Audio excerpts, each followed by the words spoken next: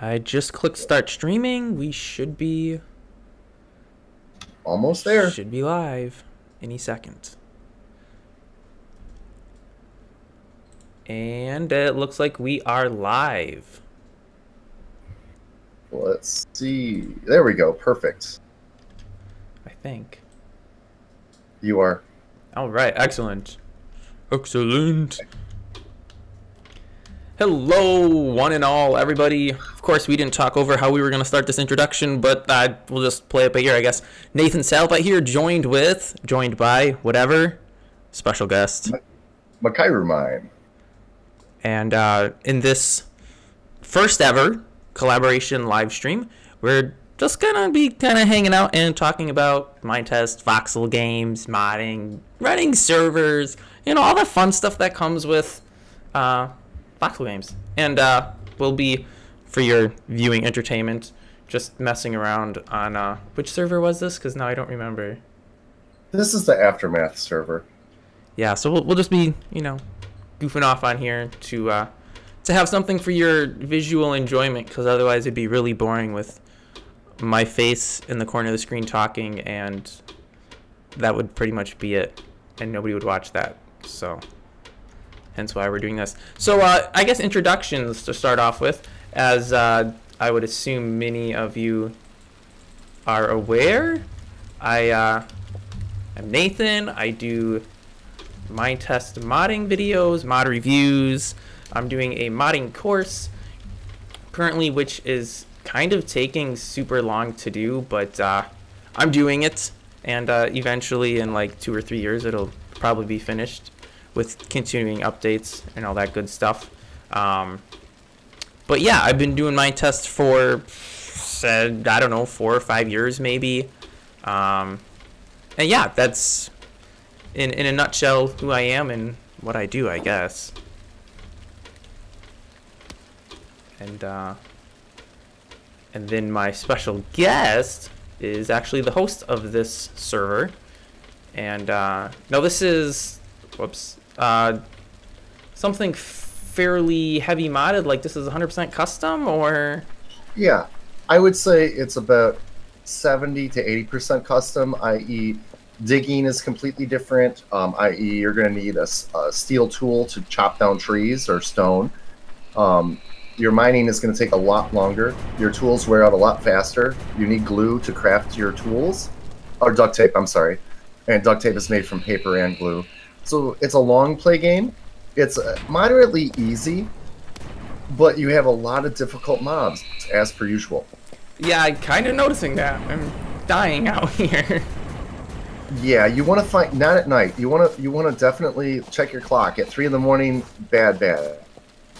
You got to find a house and go in it. Nah, I guess a steel door was probably not a good one to choose. Oh golly. Let's try. I haven't played this in a while. There's like a field full of bed things. Wow. Well, I guess I could just. This is, yeah. The spawn is here. Follow me. I got a place that you can hide. This is actually created by Ultimate Noob. You got me? Yeah. Follow me. Yeah, I'm following you. All right, perfect. This is like a safe haven. What you're seeing here are buildings that I put in purposely from the first map. This is like a generic spawn. Just disregard anything and just follow me. They will get you. You see that little hospital sign? Yeah. Straight ahead. Get inside there and run into. Okay. I think this is Ultimate Noob's build. Or Aspirement, one of the two. Yes, Ultimate Noob. So you can just hang out, shut the door, and you're good. Yeah, it's closed. We should be safe now. All right. Let's let the interview commence. I'll sit down right here. I hope that ant doesn't glitch through the window. Oh, he shouldn't. Okay. So yeah, like, how long ago, roughly, would you say you first discovered Minetest? This happened back in 2013. I'm thinking 14 because it was a little askew. My little son, Aiden, was playing Pocket Edition Minecraft, and I looked at it, and I knew about Minecraft, and I always thought it was a silly block game. And then I saw him playing it, and it looked really interesting. Like, wow, you make things to mine, and then you craft those things to make things. I kind of like that. So I'm cheap, and I wanted a free version. I was running Linux at the time, so I found Minetest, and I was at the time running 4.08. And soon as I got into Minetest 4.08, I was hooked. I didn't know what I was doing, but it felt awesome. I really started to I was just blown away. I didn't have all the fancy stuff Minecraft had, but at that point, I could say that I was completely in love with voxel games. All right. Now, obviously, this is, a server you're hosting, and you've done a lot of custom coding on here. How long after you discovered it would you say, roughly, that you actually started, like, not just playing it, but actually, like, developing mods and what have you? That happened about 3 months after I started, going through the forums, and, well, I want to change things. And the first thing I did was I took a Dungeon Master, reskinned it, recoded it, and called it Aiden Mons. And it spat more fireballs, spawned during the day, and it spawned on stone above ground. And it would basically ruin your worlds, because I was really enamored by stone worlds. We can get on that later. And that was my first official mod. And from then, I went into Bad Player, which was basically NPCs like our characters. And that's a longer story. Long story short, that got amped up to eventually hold weapons, drop good drops, and become what it is now. Yeah, and I think I did a mod review on Bad Players. Okay. Yeah, I thought that seemed rather familiar. I should, in the what's the word here? In the whatchamacallit of full disclosure, I do a lot of mod reviews. I actually don't play with a lot of those mods outside of the mod reviews. Like, I'll do it enough to kind of, learn the mechanics of the mod and what it has to offer. And most of the time, that's it, because I, at this point, honestly, just don't have the time anymore to really spend a lot of time playing Minetest, because I recently bought a house, and that takes up a lot of time. So yeah, let's just say it how it is. It takes up 90% of your time, and then the other 10% sleep. Yeah, you got to squeeze work into that. Yep. I mean, yeah, it's a big thing. I bought an older house, so it needed a decent amount of work. Actually, before starting this, I just finished rewiring the kitchen light and ceiling fan, so that works now, instead of it for the last year not having any electricity and needing a lamp in the kitchen. So yeah, there's always something to do. And because at one point, and this is before I bought my house, I was still living with my parents, I was doing either 4 or 5 videos a week, I don't remember. And it wasn't really a big deal, because I mean, I lived with my parents and I didn't have to do housework and all this stuff. And yeah, things change a lot when you suddenly find yourself owning your own place and you got to do all the work. And it's like, I don't have any free time anymore. But yeah, so like I said, I'm familiar with a lot of mods, but I don't play them as much as I would probably even like to, because there's just not the time anymore. No, yeah, and the only way to do that is to make time, burn candles at both ends. That's pretty much what I do, and I'll be honest, it wears me out. You got to right-click the water to get it. Right-click the water to get it. I don't have anything to get it in, do I? Oh, no, wait, yes, no, I see it. Hydration. It just automatically refills. Okay. Oh, I got something to say. We're not on it now, but the server, the last big sub game I made was Sticks and Stones. It's basically the hardest Minetest game you'll ever play, because of the long play. You got to craft everything, singularity. You got to craft tools to craft things, and I used a lot of your mod in it. I used survival. Nathan, talk a little bit about your survival mod, your sub game survival. Oh, the sub game that never was. Well, it was, but it was never finished. Yeah, so I started that. I don't know when I started that, but the inspiration from it actually came from watching, and I don't know which channel it was on, but a lot of Bear Grylls videos. he had all sorts of different ones with, you know, in the wilderness or whatever, and you know how to survive and whatever. I was like, this looks pretty cool, and you know, just plain old Minetest game. It's kind of bland. There's really not. I mean, there's not even mobs in it, so it's great fun for, you know, building and making stuff. But I kind of wanted something that required a little more actual interaction from the player and a little more work. So it didn't really have too much custom stuff because I stopped really working on it before it got to that point. What are you talking about? You had great custom stuff, like the sand that would turn into edible sand when you get your mollusks and your snails. Also dirt. Yes, and there was the sleeping bags, everything. I used most of that stuff for my sub-game SAS. I don't think the sleeping bags ever actually worked. Those gave me... They did Oh, wait. work. They did work. I wanted it... I wanted to do a bed of leaves. That's what I never got to work.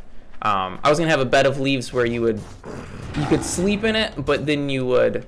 I forget if it was just going to make you hungry or if you were going to lose health because it was leaves instead of an actual sleeping bag. But at the time, I couldn't figure out how to do it. The actual... Because that sub-game was mostly other people's mods. There was, I think, one mod that was mine, which was, yes, that survival mod. And that had... and it was very poorly done. I should have done it differently. But it had a ABM that would turn sand into... I love it. Sand that had different edible things in it. So, yes, there was, like, that is mollusks you could get, and Yep. clams. I think that might actually have been it from the sand. Dirt. Also dirt. You had your centipedes and bugs. Yes, centipedes, worms, snails. Very, very helpful. Want to say there was one other thing. And yeah, the millipede, I think those millipedes and centipedes. One of them, once you cooked it, was still poisonous. And yes, it was the millipede, I think. yeah, the other ones all became... they'd give you more health if you cooked them rather than ate them raw, I believe. And I actually looked online to see if that was, like, if these bugs were actually edible. So I actually did some homework and research in this stuff to make sure that the bugs that I was making edible were, in fact, edible and stuff like that. Because I think the snails, if you ate them raw, there was a slight chance you could get sick. Yes. Because I forget what the disease is, but it's some kind of a water disease thing that sea creatures have. And yeah, there's a slight... It's kind of like salmonella in chicken almost. Where, yeah, if you eat it raw, there's a chance you could get sick. If you cooked it, you don't have to worry about that. That also had my... I think that might be the first tools that I really made, which was the machetes.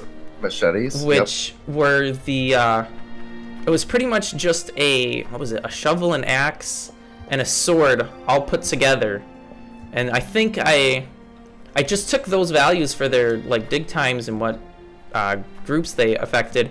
And I think I changed the overall wear levels on it to make it a little less... it would last a little shorter than those actual tools would, but it did multiple things. And that I was pretty pleased with. And I wanted to change the armor too, but I don't think I ever got to that. Where instead of the armor being just made out of, you know, say metal or wood or whatever, that you started with cloth armor and then you upgraded it by putting like steel plates on it and wooden plates, because I felt, you know, making armor just out of metal's kind of impractical, and it just made a little more sense to actually do a leveled tiered progression on it.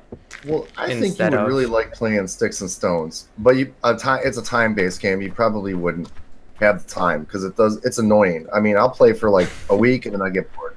I mean, I get frustrated because you have to collect grasses and twigs and stuff to make plant fibers, to make cords, to sew things together. And I mean, it's really supposed to be like the ultimate, I'm gonna spend the rest of my life playing a dumb block game, and it's not really feasible. Yeah, almost sounds like Unturned, or even what's that, Ark Survival or whatever it's called. Yep, where which you have to collect grass. yeah, The you fiber thing. collect the Aiden different told stuff. me Yeah. about that, and like, yeah, that would be great for Minetest.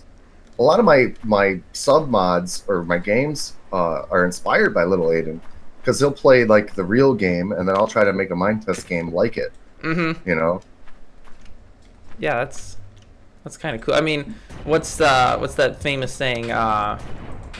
Great Flattery artists. is something. Well, yeah, flattery is the sincerest form of whatever. No, I was thinking what is it? Good artists copy, but great artists steal, Yeah. or it's something like that. But yeah, I mean, other people come up with great ideas. It's like, I can use that idea.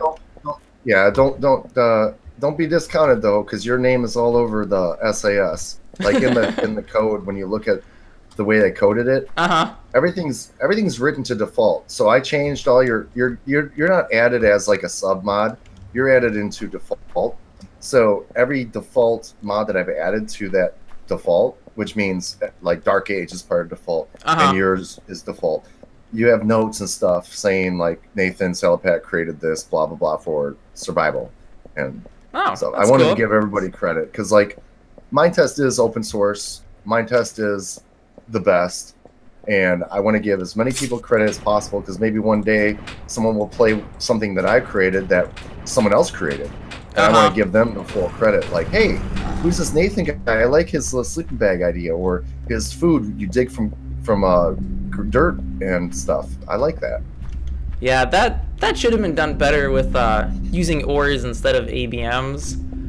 But because if you let it sit long enough, you can actually get it where like every single piece of sand has some kind of a bug in it, which true. I mean, using ores, you'll get to a point where there'll never be any ever again. Oh no! So did you just die? Yeah, I just died. So that's kind of the reason why I went that route. But is that you? Oh, buddy. No, I'm back in spawn. Yeah, I see you. I'm watching your corpse. You turned into a jittering pile of flesh by Mob's Fallout Zombie Dorago F. Wait, Bear Grylls inspired. Why do I come up with all these nasty crafting recipes now? What?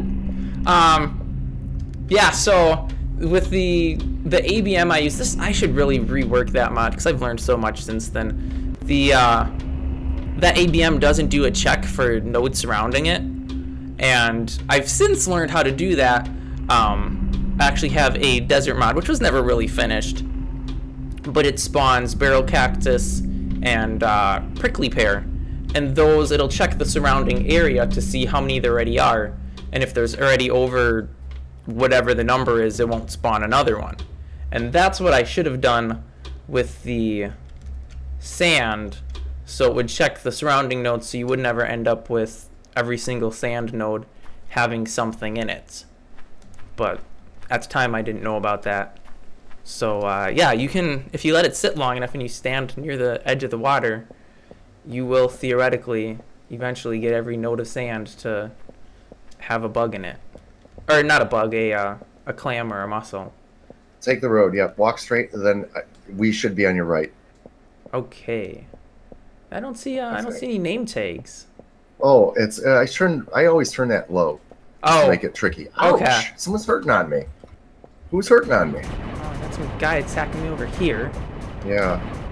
See, right here. Turn to your left. I'll get this guy. I got him. Oh wait, I see you there. Follow me. Ooh, ooh, ooh. Don't jump in the water. It's radioactive. Radioactive. Oh boy. Yep. Oh, got some guy over there. I don't remember where I was when I got. Right here. Where my guy is. This guy. Oh. Yep. Yay! All my stuff. Good.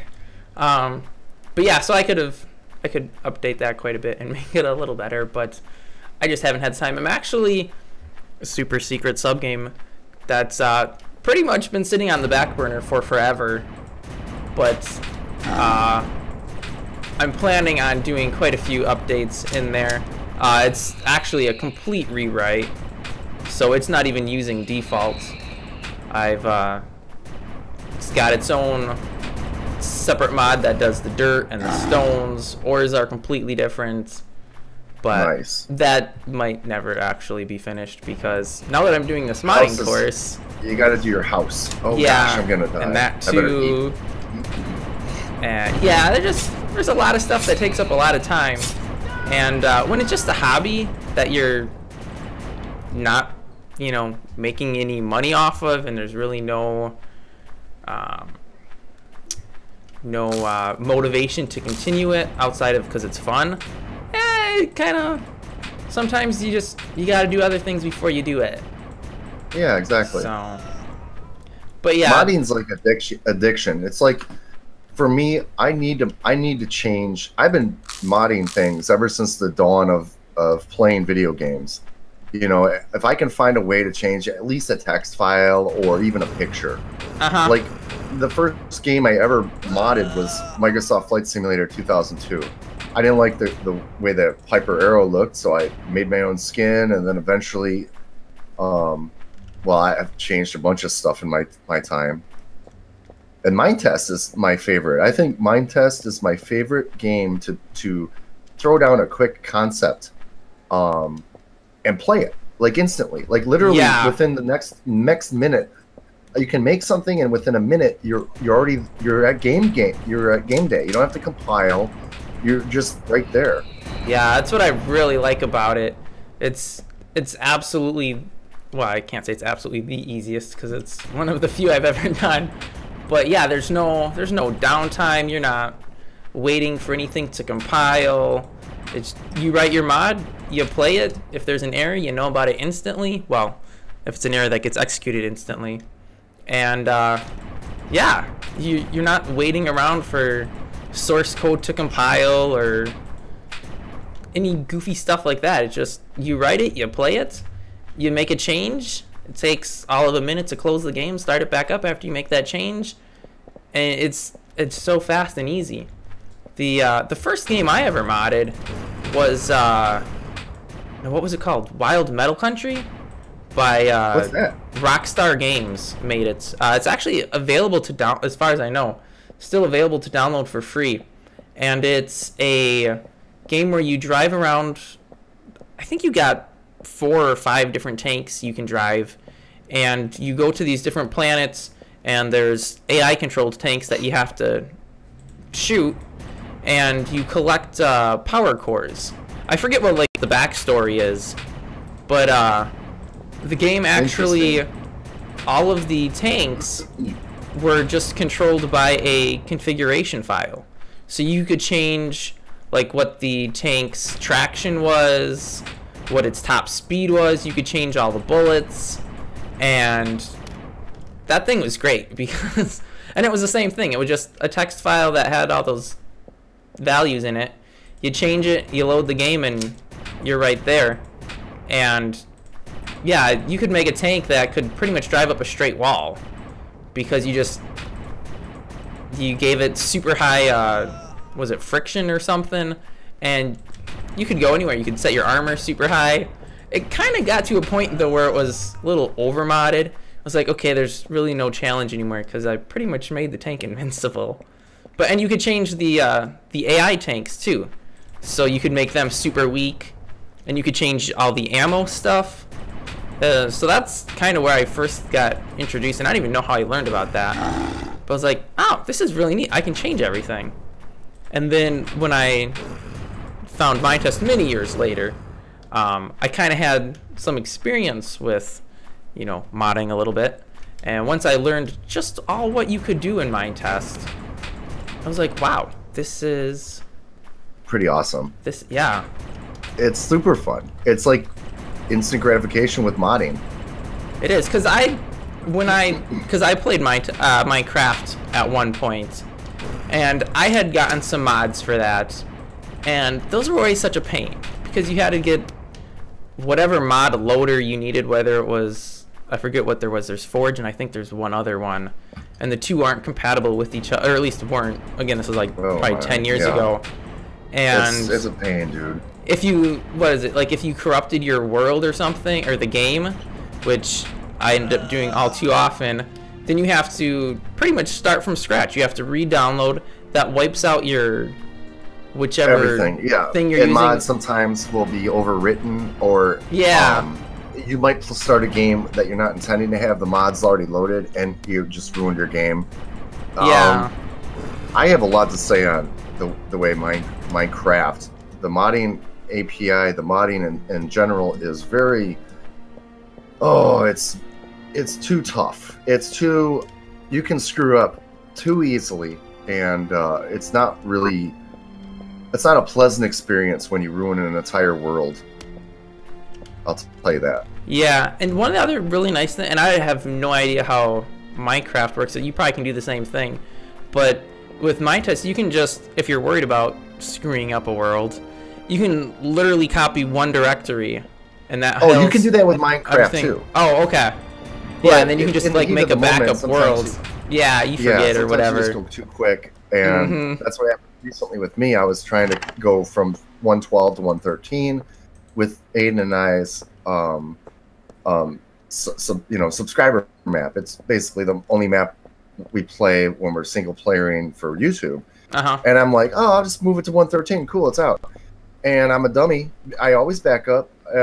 I back up everything, but I never backed it up because I trusted Minecraft. Oh, they're a company. They're good. The map's not corrupt, but I can't roll back, and I wish I did because 13 is buggy. They shouldn't have released it to the way they did. They should have fixed everything. So the map files, the way they're created in well, there's a DAT file that tells you. I don't want to talk about it. It actually gives me a headache because I've been working on a sub game for Minecraft, and it takes a. I'll put it to you this way: to make anything in Minecraft, it takes about 3 times as much effort and energy than Minetest. Minetest is so like not just simple, but so succinct. Like it's like, okay, let's take this mod out. Take it right out of the mods directory. Now you got some unknown textures. What do you do? Write an alias. Minecraft does it for you, but it can also like ruin your game. It's just really I like both games. Right now I'm on a Minecraft kick, so I'm gonna be slightly biased, I guess, emotionally towards Minecraft, but I always will consider Minetest my baby.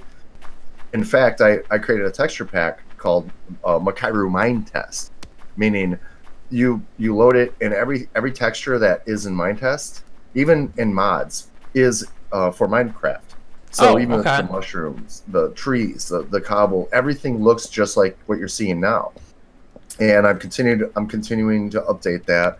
And when 113 is fully released, which it sort of is, I'm going to update the texture pack again, and I just basically go through the mods, and let's say farming redo by 10+1. I'll take his images and accredit him, of course. And it's not a released texture pack. You can't like go download it.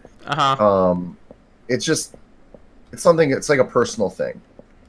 When I play Minecraft and I do my Minecraft Let's Plays, I'll use that texture pack because I want to tell people about Minetest. And when people say, what texture pack is that? I say it's Minetest, and then people will eventually search it to find out what you and I have been doing. Because let's be honest, Nathan, isn't Minetest awesome? It is. It is. It's. I mean, some of my siblings were playing it for a while, and I was trying to convince them, trying so hard, like, come on, I can teach you guys how to mod because I know how to mod. And unfortunately, they never wanted to, which kind of bums me out. But I was like, you don't know what you're missing out on. It's a lot of fun. And it's always easier to learn, new skills when you're young rather than when you're old. And, I mean, sure, you're never going to get a job because you know how to mod a video game. But just because you won't get a job because you know how to mod a video game doesn't mean that, a job that you need to know coding, that you could totally get because you're like, yeah, I know how to code. I know the basics of coding. Or even things just like, how do I get out of here? Things just like, like HTML and stuff. So Oh, like, yeah, when very you know important. one programming language, you know, your syntaxes and stuff, yeah, they change a little bit between languages. But once you know one, it's usually pretty easy to change to a different one because you kind of know what a computer is thinking and how it works. And it's like, Oh, I don't, poor I guy. I don't even know what was getting me there. This yeah. guy, this Drogos guy, he's one of the hardest mobs to fight. He's a jerk. He's a total jerk. I didn't even see him. I swear all the time if I play like ESM2, he's the jerk that kills me the most. Oh. And remember, like the any type of like mod I make, it's not going to be your mamsy pamsy 12 HP type bully. It's going to be 130 HP. You're going to have to sit there for a while or run. And if you can't, well, go back and finish the job. I like games like that where you have like, you have that emotion like, damn it, I just lost all my stuff. Mm-hmm. Now I have to go back and get it. It's not like, oh, I'll go back with a stone sword and get him in one hit. No, you got to plan it out, you know. And I guess that kind of curtails back to like the way I like to make sub games that not make you angry. I don't want to make people angry. I just want people to have a harder challenge than the norm. I want to give somebody, I want someone to struggle as they're trying to play the game. Because to me, when I play a game like that, that makes it more fun. If you look at a typical, take Minetest and add 10+1 standard mobs in, it's like for, I no offense, but it's for like 6-year-olds, man. I mean, come on, that's no fun. It's like you can close your eyes and attack the mob, you know, just by sheer luck, and he'll die. Yeah, pretty much just spam clicking and. Yeah, here you go, Defeat Nathan. it. Turn to your right. Your bones are right here. Oh, wow! I didn't think I was that close to spawn. Yep. Yep. Yeah, with the harder games, it's a little more rewarding once you finish or you defeat a boss or something. One of the things I always like to look at is like educational quote unquote video games where you can't lose. And it just takes something out of the game when you know no matter what you can't lose. It's like, well, you know, I can just do whatever I feel like because I won't die, I can't lose. Creative mode. Yeah, pretty much. And it just takes something out of the game. Whereas when it's, you know, you can actually lose or at least die and lose your stuff, you really got to think about it a little more before you just jump and go do something because... You know, that's how I feel about the the current state of anarchy servers for Minecraft. Like, I play a lot of bad toxic servers that won't be mentioned in this video, but the servers, they get these bugs where people can duplicate items, and then it becomes a creative world where, quite frankly, I'm bored.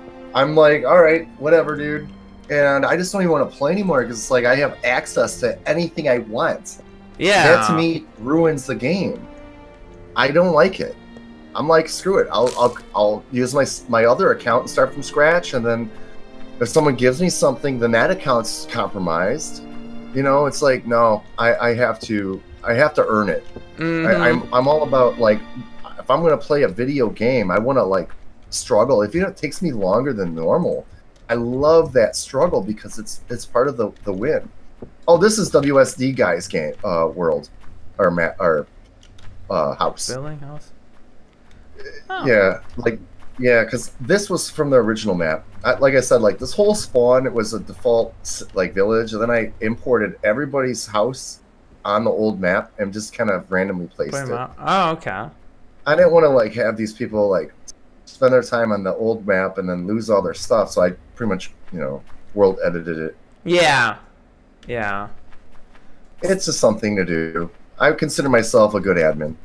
Oh, you want to talk about adminning? Yeah, let's. Cause that's. I mean, I've as like not a real admin. Well, I guess kind of am, but that's a good one. I've goofed off moderating and stuff. I don't even know where to start. My favorite is, you get the, and I don't know if any of your spawns are like this, but on the one, or on the few that I do some moderating, there's a keyword you got to type in spawn, and it just gets me every time when there's somebody in spawn asking how to get out. It's like, what are you doing? There's signs all around you that tell you read the signs, type this keyword, and you get out of spawn. And I guess there's some mobile clients that don't display text on signs properly. Oh, really? I didn't know that. That's what I've heard from some of these, I'm assuming, kids who are claiming that they can't see anything on the signs. I don't know which clients they are. They probably don't even realize that they're playing Minetest. You know, they probably think client. It's, yeah. Oh, come on. Why am I dying? Hydration. Oh. Keep going. Keep going. Remember, don't ever swim in this or the mud. It will kill you. This looks horrible. Yeah, do not touch it. It's super poisonous. Bad radiation. But yeah, that's one of the things. Just read the signs. It tells you exactly what to do. I don't understand why you're even asking this question. Like, yeah, being an admin's a pain. And then you got the people that are, oh, he stole something, or it's like, well, how do I know? Or he griefed me. I'll stand at your bones. Actually, I'm gonna die too, so I'm gonna just suicide here, and I'll walk with you. All right. Just keep going, because I will die in a second anyway. Just go to the exit. Yeah, climb up. So yeah, that's. Oh, Vintius just joined the game. I wonder if he's watching the stream. Hurry up before he kills us. We're naked. Did you know you can sprint in this too? You can climb the ladder faster by holding E. E? Yep. Yeah, I guess a little bit. I didn't really notice it, but yeah, it's definitely a little faster. But yeah, so that one's always fun. And then I don't know. Sometimes you just get weirdos that they want to role play and stuff. And it's like, this is really not the place for this. You know, if you want to go do that, go on an internet chat room or something. Don't be bringing all that into a game where people are trying to have fun. Like, that's not what this game's made for. I think the hardest part about being an admin is fielding everybody's wants and needs. And you can get stuck where you can do even like respectable things. Like, let's say you have rules like no griefing, lava casting, blah blah blah, and let's keep it clean and don't build over other people's houses. Mm-hmm. Eventually, it becomes so much of a work to use World Edit and talk to people and fix things, and oh man, it drains you. That's why every time I make a server from now on, I am not active. I even post that, like, non-active admin, just do your own thing. It's anarchy. You know, figure it out.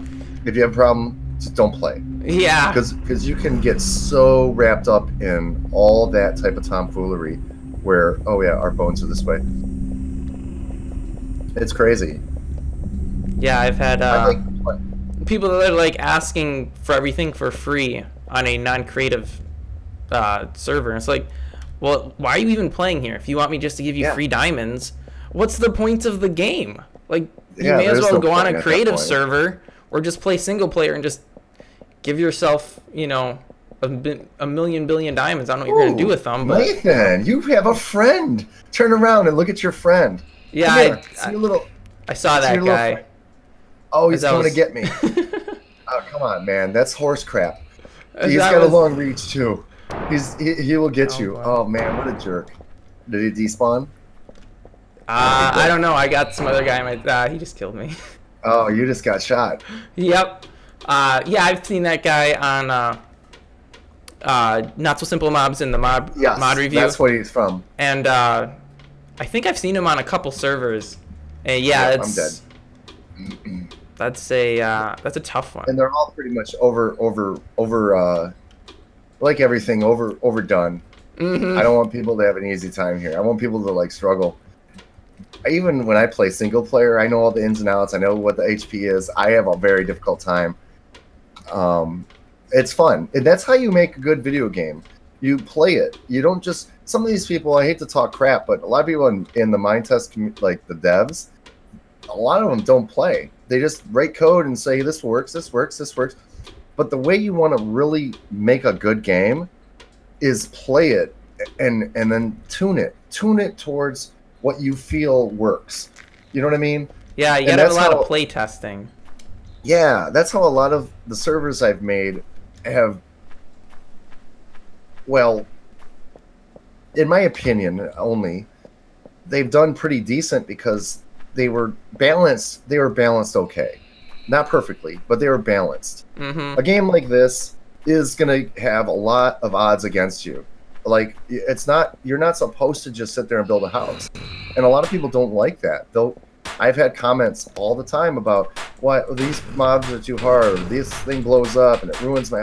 That's the point. Don't play here. Like the point is struggle and build around that situation. Like if they're really doing that, then light the area up so they don't spawn there. Yeah. Or you know what I mean? Like that's part of PvE, and I'm big on PvE. Like I want a game that one person can walk in and still have a very difficult time and not even play with anybody that attacks them. I want mobs that are so violent that you have to cower away like I'm doing right now, run away until you can, I don't know, like find daylight or like grab something that shelter or something. You. Yeah. Yeah.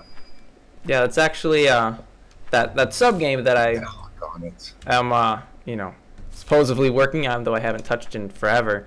The idea. Which one's survival? No, my new top secret one. It's on GitHub actually, but you shouldn't have said that. Now everybody's gonna look there. It has I think like 3 mods written for it so far, but the underlying concept for it is, I don't know, nuclear fallout. Something happened, and pretty much all of humanity has gone up in a spaceship and to find another planet to live on or whatever. And basically you wake up from cyber sleep or frozen, I don't know, whatever. You wake up and you start, the spawn is going to be the inside of the spaceship, and then there'll be like escape pods or something that'll take you to the Earth. Oh, except it won't be like the actual Earth. It'll be, you know, just some planet that's habitable. Did you write a mod that created like an object that you are in? No, I haven't gotten that yet. The code for the spawn location, so all the models for the spaceship and stuff, those are mostly done.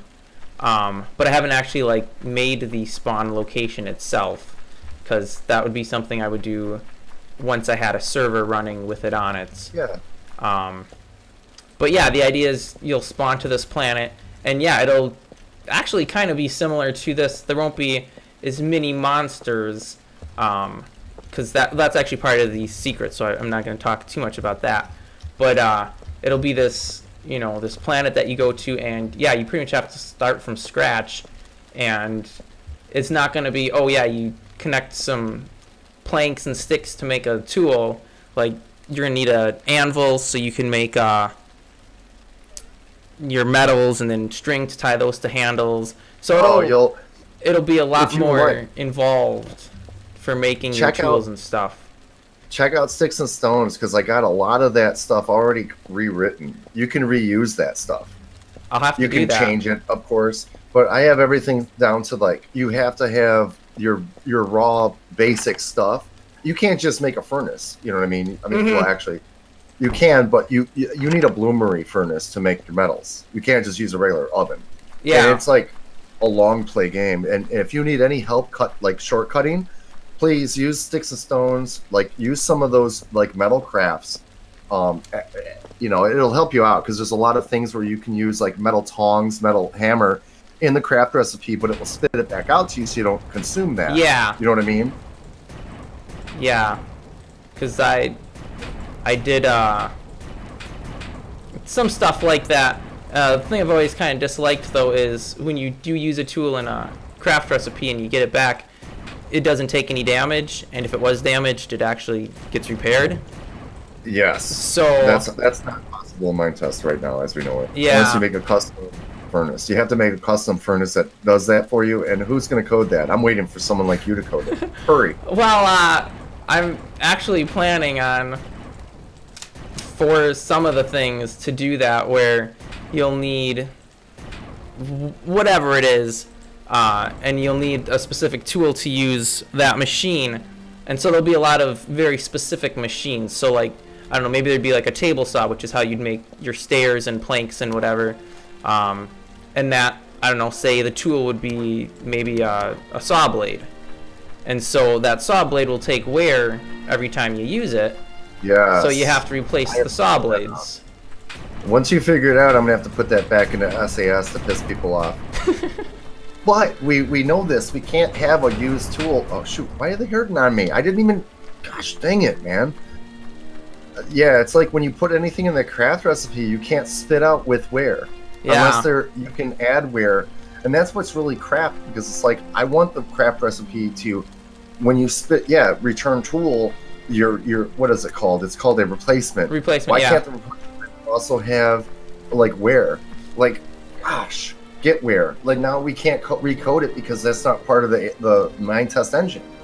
Yeah. You know, these are things that, now we have to make our own brand new furnace or a machine or whatever it's called, to like a crafting table that has that type of functionality, and that's kind of where Minetest is limited.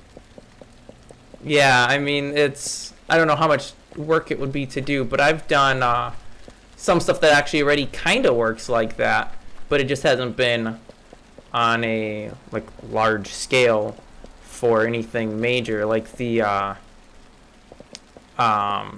have a juicer machine, and that doesn't add any damage to stuff, but it has the ability to fill up canteens from the Thirsty mod. I forget who made that. Oh yeah, I love that mod.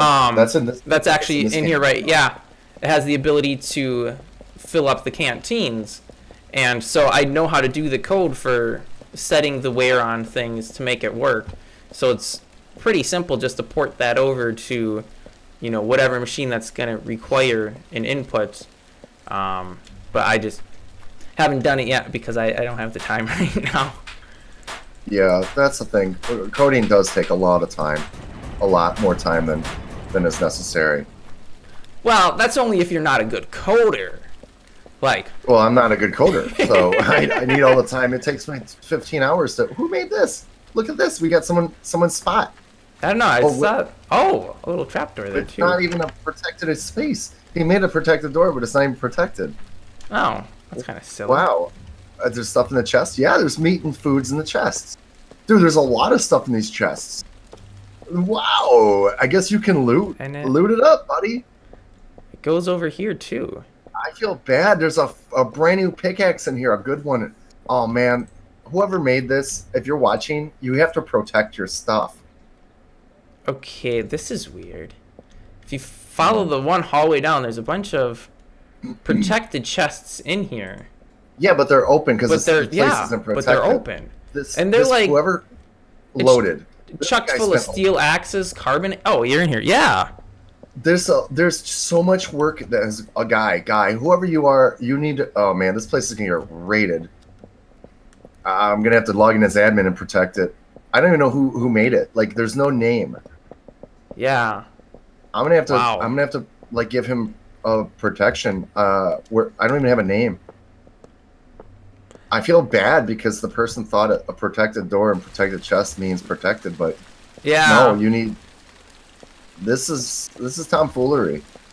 What I can do is just shut the server down for safety. I'm cool like that. I mean, because it looks like this person did spend a lot of time. Oh yeah, a lot of. I mean,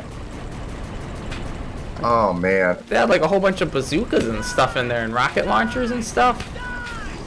It's like, yeah, they probably built a lot of the infrastructure too. So I guess I will help them out. I shouldn't. It is pretty much an anarchy world, but I do feel sincerely bad because there's a lot of stuff. Yeah, and we just kind of showed it to the entire world. Yeah. Well, I have one button that I can click to shut it down, you know, so it's safe. Yeah. And I mean, and even this server though... has been inactive. Wow, there's a lot of stuff in here too. Jeez.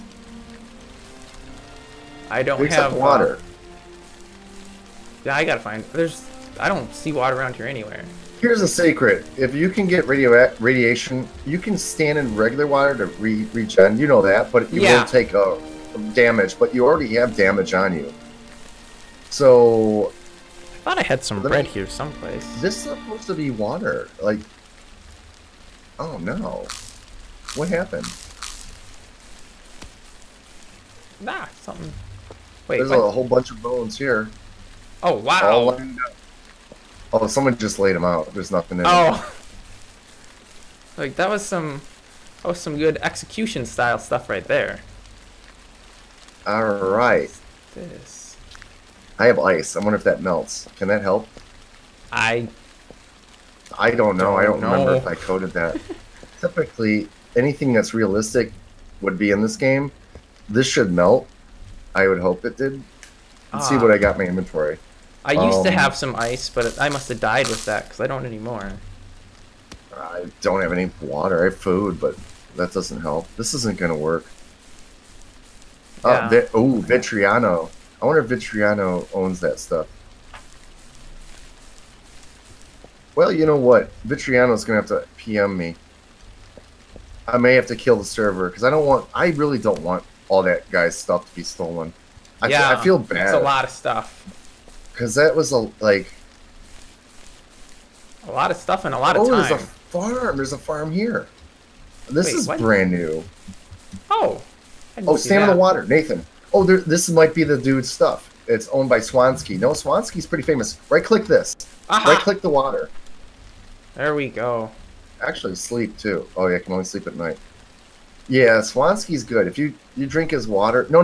Right-click the water vessel that's in his house. You won't take damage. Okay. I didn't know he... Ah, there we go. Ah, much better.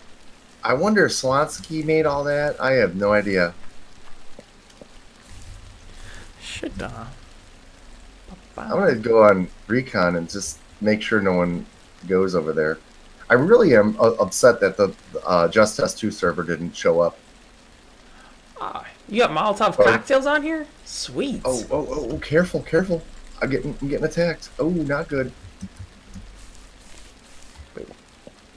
I turned the Molotovs off, I think, because of damage. Oh, okay. It's part of the Cityscape mod, which Dwayne made, which is totally awesome. It builds those random cities everywhere. Yeah, awesome mod. I forget if... I don't remember. Because I have Molotov cocktails in your mod, too. In, was it More Fire, which I should update because I don't think it even works anymore. But, yeah, I don't remember if he wrote that code for me in there and put it in his as well, or if he wrote it in that first and I borrowed it for mine. I don't remember. Because I know another awesome coder. The Don, Batman Don. Don Batman, yeah. I love all the stuff he makes. He and I worked together on some stuff. He had some personal issues come up though, so he hasn't been.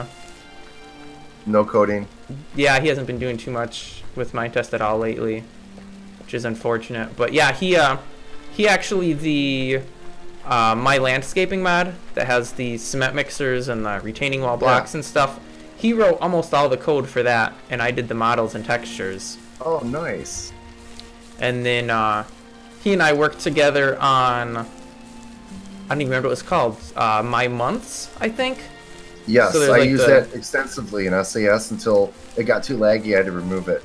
And writing ABM, or writing aliases for that was a bugger. I had to actually destroy the map. That's why, if anybody's watching that played SAS, I had to start a new map because the way that worked was... At any rate, sorry guys, I had to. I love that damn mod. It was pretty nice. We had plans to further it more yet, and that still hasn't happened. Maybe one day. Because, yeah, I think some of the plants, or the trees and stuff, like, changed for the seasons and whatever. Seasons, but, ABMs. The grass did too, ABMs. I think. Yeah. Yeah, like grass changed. Grass, the trees flowers would die out. Yep, flowers died. Yep. Trees would only grow apples at a certain time. I mean, it was so cool, dude. It was like a perfect survival mod. Yeah. But it was too heavy on the game. Yeah, I was gonna do for like all the farming stuff too, so that would pretty much have to just be a complete rewrite of the farming code. So the seeds like had to be planted during the right period of year. Yes. So they would actually grow and stuff. That would be totally awesome. I embrace that. That's in my plans for that sub game that's Secret. eventually gonna happen. Yeah, Oh man. to do that because otherwise, I mean, it's the middle of winter or you're in a snowy area, whatever, and you can plant stuff and it just grows, and it grows way too fast. I'll grow underground with knee slams. Yeah. I mean, come on. Yeah, so the plan is to make it so the stuff has to be planted the right time of year, and then it'll take, it won't just be a day or two, day-night cycles in Minetest, but it'll actually be like a month or two cycle, a little more realistic. So you have to plan a lot more for like your food and stuff. So Yeah, sure, that you would can be plant awesome. and you harvest, and then you gotta kind of husband what you harvested to last you throughout the year, so you can plant again next year and go hunting and gather meat and stuff. So That reminds me of a game. There's not a sub game, but a mod. It doesn't work anymore. It's so outdated. It's for like a very old version of Minecraft, but it was called doggone it, I forgot. But at any rate, it was a game where it had realistic everything. Like you punch, this cave right here that we're in would collapse. If there was so many blocks across, it would actually cave in. Foods or harvesting would only grow at a certain time. It had a lot of different like realism added to it. I forgot what it was called, but it doesn't work. It only works for like Minecraft 1.7.1 or something. Yeah, there's one. What was it called? I just did a video on Clump Fall, I think. That's similar nice. for like the for caves and stuff, or even like when you build houses, where a node, pretty much any node will fall unless there is a node directly adjacent to it that Really? is supported. It's for Minetest? Yes, that's supported by something underneath it.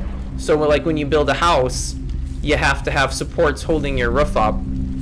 And When was this released? this is pretty recent, last month or two. I only just recorded nice. the video on it a short while ago.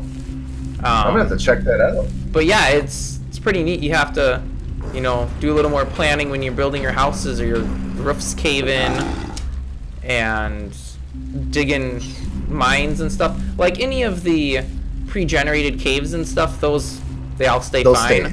Just like gravel and sand will in a normal world. Yeah. But Until once you dig right-click one it. of them, then it triggers it, and they kind of all fall.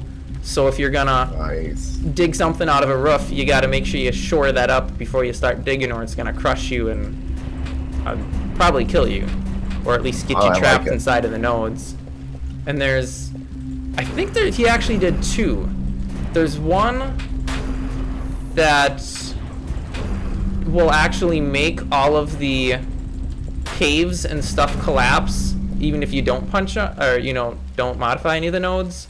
I forget what that one was called, but the one only updates when you trigger an update, and the other one pretty much on map gen it executes an update and it collapses all the caves and everything, which that one I haven't played with at all, so I don't know how that one really works. But it probably runs on pretty much the exact same basic code and just uses something different to trigger that update. But yeah, that definitely adds quite a bit to the realism aspect. I like it. I that's something that I could definitely use for the Sticks and Stones game. More realism. Oh yeah. Yeah, because one of the things Sorry about that. one of the things that I had done was I just, built a normal enough looking house, and the roof caves in. It's like, okay, well, so I gotta do a roof that has peaks on it instead of flat roofs, which actually ends up looking nicer anyways. And then it works because you have something because like diagonal supports work to keep something up. So you pretty much could do a hollow pyramid and it will work. In response to the chat here, Emmanuel or whatever, however that's to be pronounced. Now, I don't believe it's GeoMiner. It could be though, but I thought it was still something with clump in the name. I could be wrong, but I thought it still had clump something in the name. No, I think GeoMiner. I think that's a different mod. It's similar, but I think that's a different one. I don't remember who made that one though. Call me beer. Okay, I will call you beer. That's beer holder. He played a lot on. We played Minecraft together actually. Oh, that's cool. Yeah, I don't. On Cash's World. I don't remember what that mod was called. I can actually try to find it real quick here. Let's just pull this up. Because I think he actually had it linked in the okay, so that was called Clump Fall. So let's see. Wow, I should learn to type. All right, let's see here. Clump Fall nodes. Yeah, blah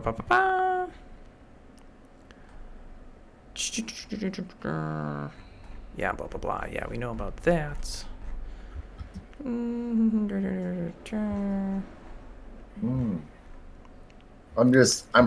Currently I'm just protecting that dude's place. I feel really genuinely bad that he didn't know, so I'll have to deal with that another time. I think I got all of it. Yeah. Okay, you know what? This doesn't say it. I'm not sure what that other one was called. I thought it was something with clump still in the name. And I think it was the same person. So let me just look at his posts real quick. Oh, he's only got 7. Clump file nodes. Okay, that's all he's got. Okay, well, I don't know what I was thinking of then, because I don't see it. I'm not sure. Not sure at all. I thought that's what it was called, but not finding. Those are unbreakable bones. That's a Minetest glitch. Oh. Okay, well. 2017 415. Wow. Ah! Guess I won't be nabbing anything from those bones. Get some other goodies up here.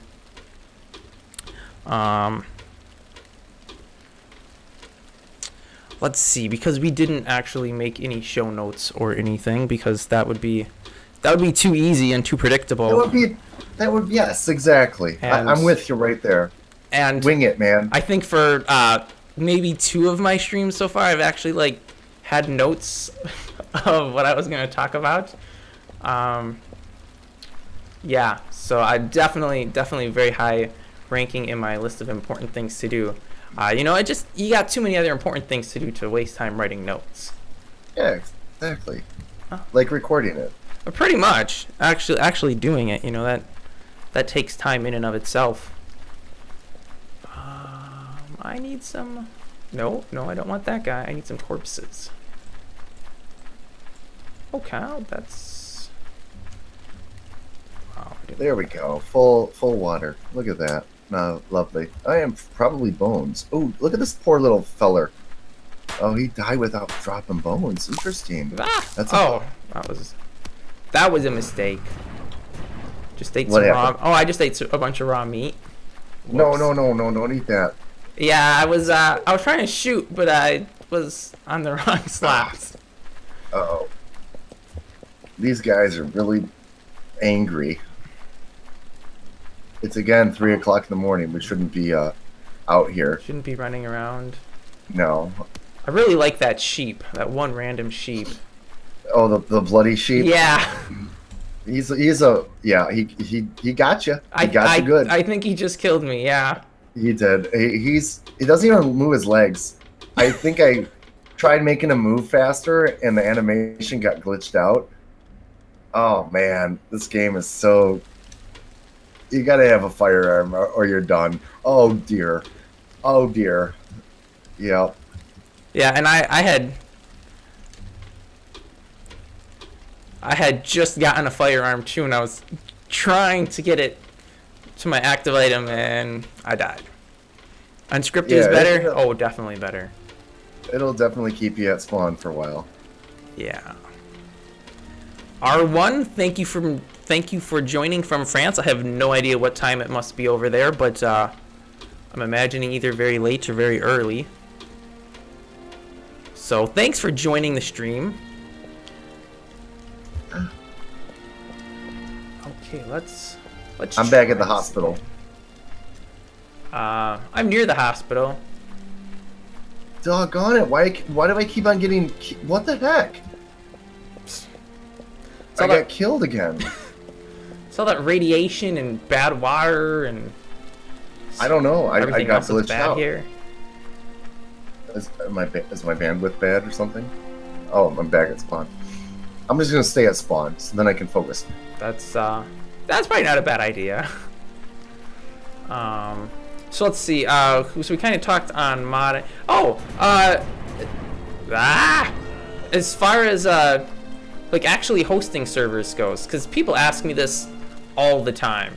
I'm like, you know what? I have no idea because I've never gone through the trouble of actually hooking up an actual server that's accessible to the outside world. Because isn't there like some kind of special stuff you got to do with that as far as your routers concerned? Yeah, that'd be cool. Pretty easy. I'll give you the 1, 2, and 3 simple explanation. The first thing you're going to need to do is obviously get your Minetest in your world, and you're going to do your thing. You can press play. Literally, create like you know how you start Minetest. Yep. And you have the option to put your name and password in. Yep. Once you do that, you're actually creating a server, but it's local to your house by default. And what you're going to do is save it, close it out. Now go into your config file, and there's 2 very important things in that config file that you need to run a server. 1 is announce true. 2 is your IP, and well, three things would be your port. Typically, your port's 3000, 3000. Yep. Unless you're doing something different, but typically it's your IP. So you're going to basically type it, pull up a command window in your Windows computer, IP config, return. And it'll tell you a bunch of numbers. Look for the one that's unique. That will be your IP. So figure that out in your own. I'm not going to go into what line it is. I think it's the 8th line down if you do IP config all, but whatever.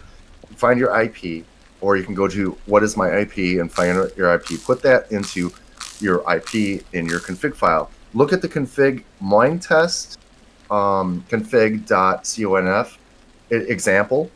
Open that for examples to put into your server. Now this will be into your main. This thing always gets rewritten every time Minetest is open and closed. Keep Minetest closed when you're editing. Now that you have your actual IP in there, next step is to open your router. Go into your router settings. Typically, if you have a Linksys, you're going to have a password like admin password, whatever. You figure out, get into your router. Your router is typically 192.168.0.1, I think. Yeah, that's normal. Or something like that. Or it could be 1.1.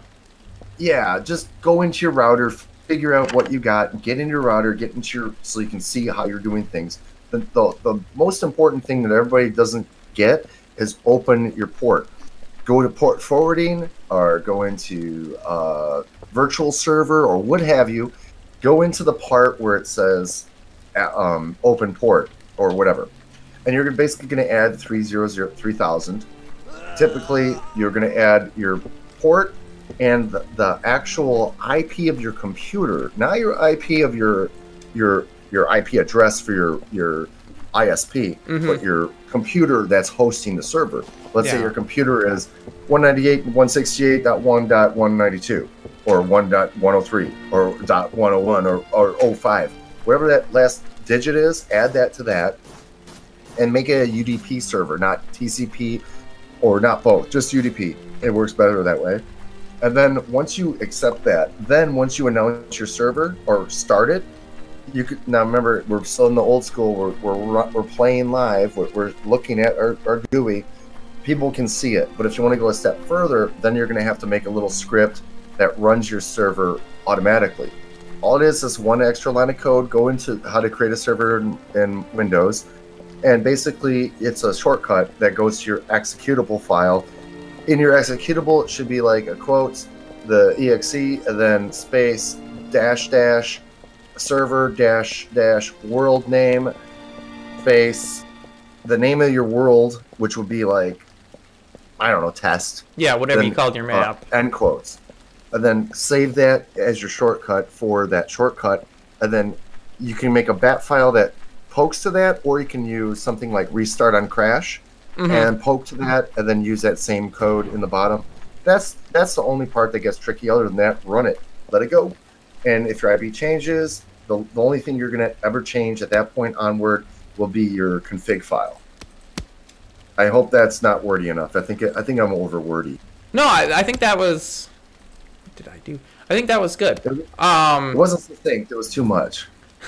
No. The because that's something I've wondered about, and I've kind of wanted to do for a while, but I never have. But yeah, that doesn't actually sound difficult at all.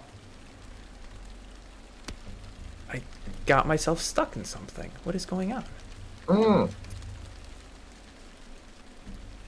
Are you in the water? Oh, you are, aren't you? Well, liquid. Yeah, I fell into some of that toxic waste stuff, and I tried placing a node to jump on it, and now I'm kind of inside of a block, and I can't get out of it. Press F7 and see where you are. Oh, that's a good idea. Because you might be just getting radiation. Oh, I see. Oh man, I don't know what's happening. You should, if you're in radiation, you would die a lot faster. Okay, well. You're in mud. You're in mud. I just died. You're in the mud. Okay, my push forward. Push forward. Oh god, you're dead. There's nothing you can do. You can't. The mud will hold you. It's like a really viscous. Yeah. Yeah. The node I placed, my head ended up stuck inside of, and that's why I couldn't see anything because my head was inside of the node I placed, and I thought it was at my feet, and I was trying to, so I'd have something sturdy to stand on to get out of the mud. But clearly that didn't work. Richard Jeffries actually just said something pretty cool. He said, I would use DMZ on router as far as added security separately from internal network. Yeah, Richard Jeffries is pretty... We got to give Richard Jeffries a shout out to all the people that are watching. Check out his channel. Type in his name, Richard Jeffries. He makes very thorough, beautiful, well-made Let's Play build videos on Minetest. He uses all the mods you can think of to make anything you ever imagined. I mean, I can't say enough about the guy. Yeah, I think if you just click on his username even, that'll just take you right to his channel. Oh, yeah. So that'll probably take you away from the stream, so you probably want to right-click and then open a new tab, so you don't, Or they could, if they're watching it post-text. Yeah, you're not watching it live. Because it'll probably pause the video when it navigates away. But yeah, he does a lot of Minetest videos with stuff. Oh wow, I found some more funny stuff.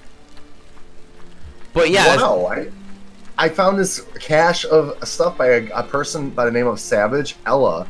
It's a bunch of locked chests, and I obviously can't get into it. This is funny, and it's like right at spawn, like literally, and it's a very odd place.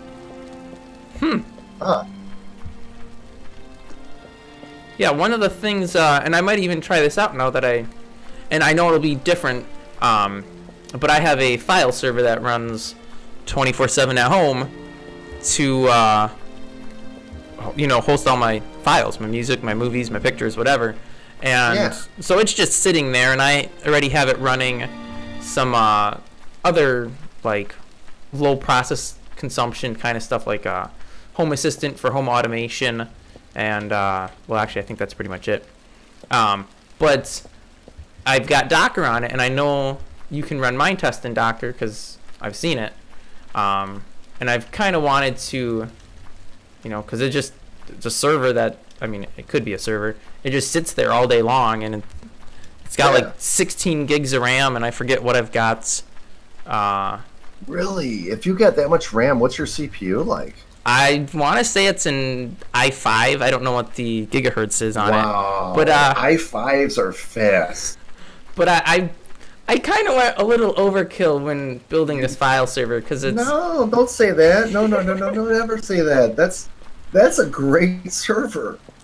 Because it, like I said, it literally just holds all my music and my movies. That way I can stream the music in the living room on the media player, or in my bedroom on my computer, or in the basement on a Raspberry Pi down there, so I don't have to have all my music in all 3 locations. And so yeah, I really overbuilt it. And you built it for Minetest in mind, be honest. And so yeah, it's got all this server, all this processing power and all this RAM and stuff, and it's like it pretty much never utilizes more than like maybe 3% of CPU, and I don't know how much RAM it ever uses, but not a whole lot, because it's running. Barely. I think I use Open Media Vault on it. So yeah, use a gig and a half all the time, like just to run its OS, and that's it. Yeah, so it could definitely do that. So I might try that, because you always got to be a little leery, because obviously you don't want somebody, because when you run a server, you are putting your public IP out there. You don't want someone to hack in and now they got all your files or something. But I know Docker uses virtualization and stuff, but yeah, I gotta look into that a little more. And I'm gonna die, or not. So yeah, I should actually look into that, because I didn't realize that it was quite that simple to set up. Because I know you can use is it port forwarding, where you use a URL instead of the actual IP address? That would be a hosting type thing, like a domain. Yeah. Yes. Because there's one. So you could have your port in silent that's called by your domain. Your domain could forward through your your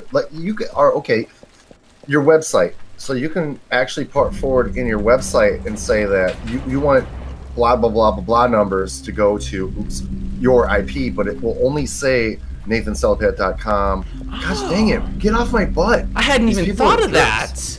Yeah, I could do that. Man, these mobs are jerks. I can't even talk without being killed. At any rate, yes, you can. Your domain. You can also do subdomains, which is the same doggone thing. It's just basically pushing. People type in your domain, and then it can forward to that. You know what I mean? Yeah. Or you can make a subdomain like games.nathancelladpad.com. That would be like your thing in Minetest, but then it would always point towards your hidden ISP. Yeah, because I've done a subdomain already on my website, so I'm pretty familiar with that for a dev site, which I ended up deleting because I was like, this is too much work. I'm never going to update my website. I mean, I will at some point, but I need to learn too much new stuff to get it updated well. So I just got rid of it. But yeah, because I was thinking, somebody recently posted on the forums that I forget what the site was, but they gave all the instructions for, I think it was something from DuckDuckGo, to set up a server and use a custom domain name instead of just your port address, which, I mean, I don't know if there's really any advantage, but it looks nicer when you do that.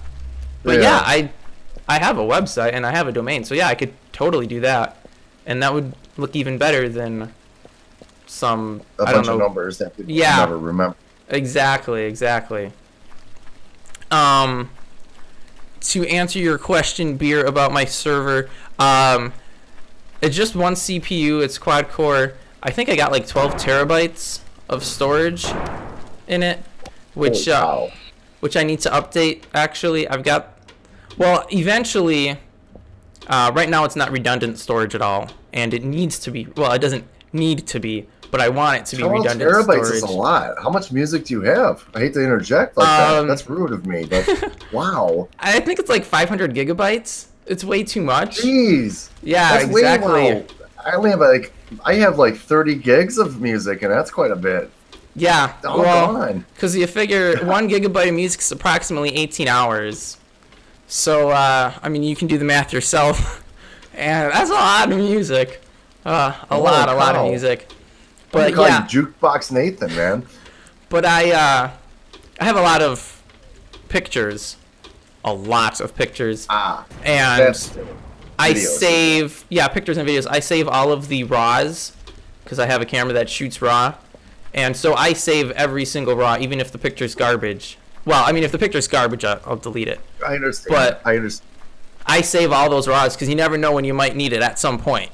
So I have tons of that, and then all of my Minetest videos on my channel, every single one, I have the original stored on that file server, just in case YouTube ever decides to, you know, do like YouTube does and delete my channel or something. I still have every single one of my videos and all the thumbnails. That makes sense. Totally understand that. All backed up. I don't even back anything on YouTube that's up there right now. I don't have anything backed up. I don't care. I'm just like, it's a hobby for me. I mean, it would suck, honestly. It would suck. Some of the videos with like Aiden, I would be really butthurt about that. But I mean, it's just like the moment. We're just capturing the moment. Yeah. But yeah, so I got all that, and then all my home videos and stuff too. I've got all those. I just got a lot of stuff. Plus construction videos. You probably record a lot of your house. Oh so yeah. You probably, and I keep all of the original footage from that stuff. So like, I don't know, say I make a video of, I got several actually that I still need to make, but I'd made a coffee table recently, and that video's not made. But once it's done, it'll probably be like 10 to 15 minutes, and the actual footage from it is probably 3 or 4 hours, and I keep all of that original footage. Yeah, like you remember when you did your floor in the basement? Yes. When you did that must have been 10 hours of footage. It was a lot of footage, and that's every single piece of footage is saved because, well, maybe at some point I might want to remake that video, or I'll need a clip for a different video or whatever. So I very rarely delete anything that I make. And then I have, in addition to all the Minetest videos and all of the videos on my other YouTube channel and all of my home videos, I have a ton of home videos and pictures from my parents that are also all stored on my computer, on my server, in case their computer ever crashes.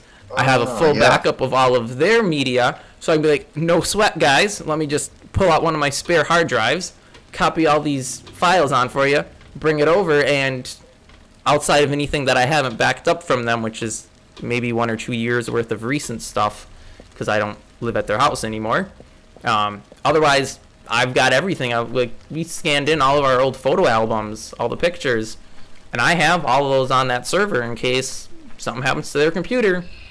They don't have to rescan all those pictures because I've got them. I can just drive over and copy them over for them. So yeah, I store a lot of stuff on there. But yeah, like I said, it's not redundant yet, and I want to do that. But yeah, I have to. It just takes time, and then you have their backup times. Backup times can take weeks. Oh, I got bored. I got bored of it because not bored. I'll just say it flat out. I got lazy. Like, all right, I'm done backing things up. Like, I've backed up stuff. I used to be really avid about recording. Like, everything I ever did from like 2004 to 2010, I got a lot, like hundreds of gigs. And at the point where, all right, this is just too much damn data. And now at this point, I don't even take pictures anymore or videos. Like, I'll take a couple, but I just let my wife take pictures of the family, and we're cool. I don't need to like do what I used to do and take pictures of every damn thing and videos. Oh my God.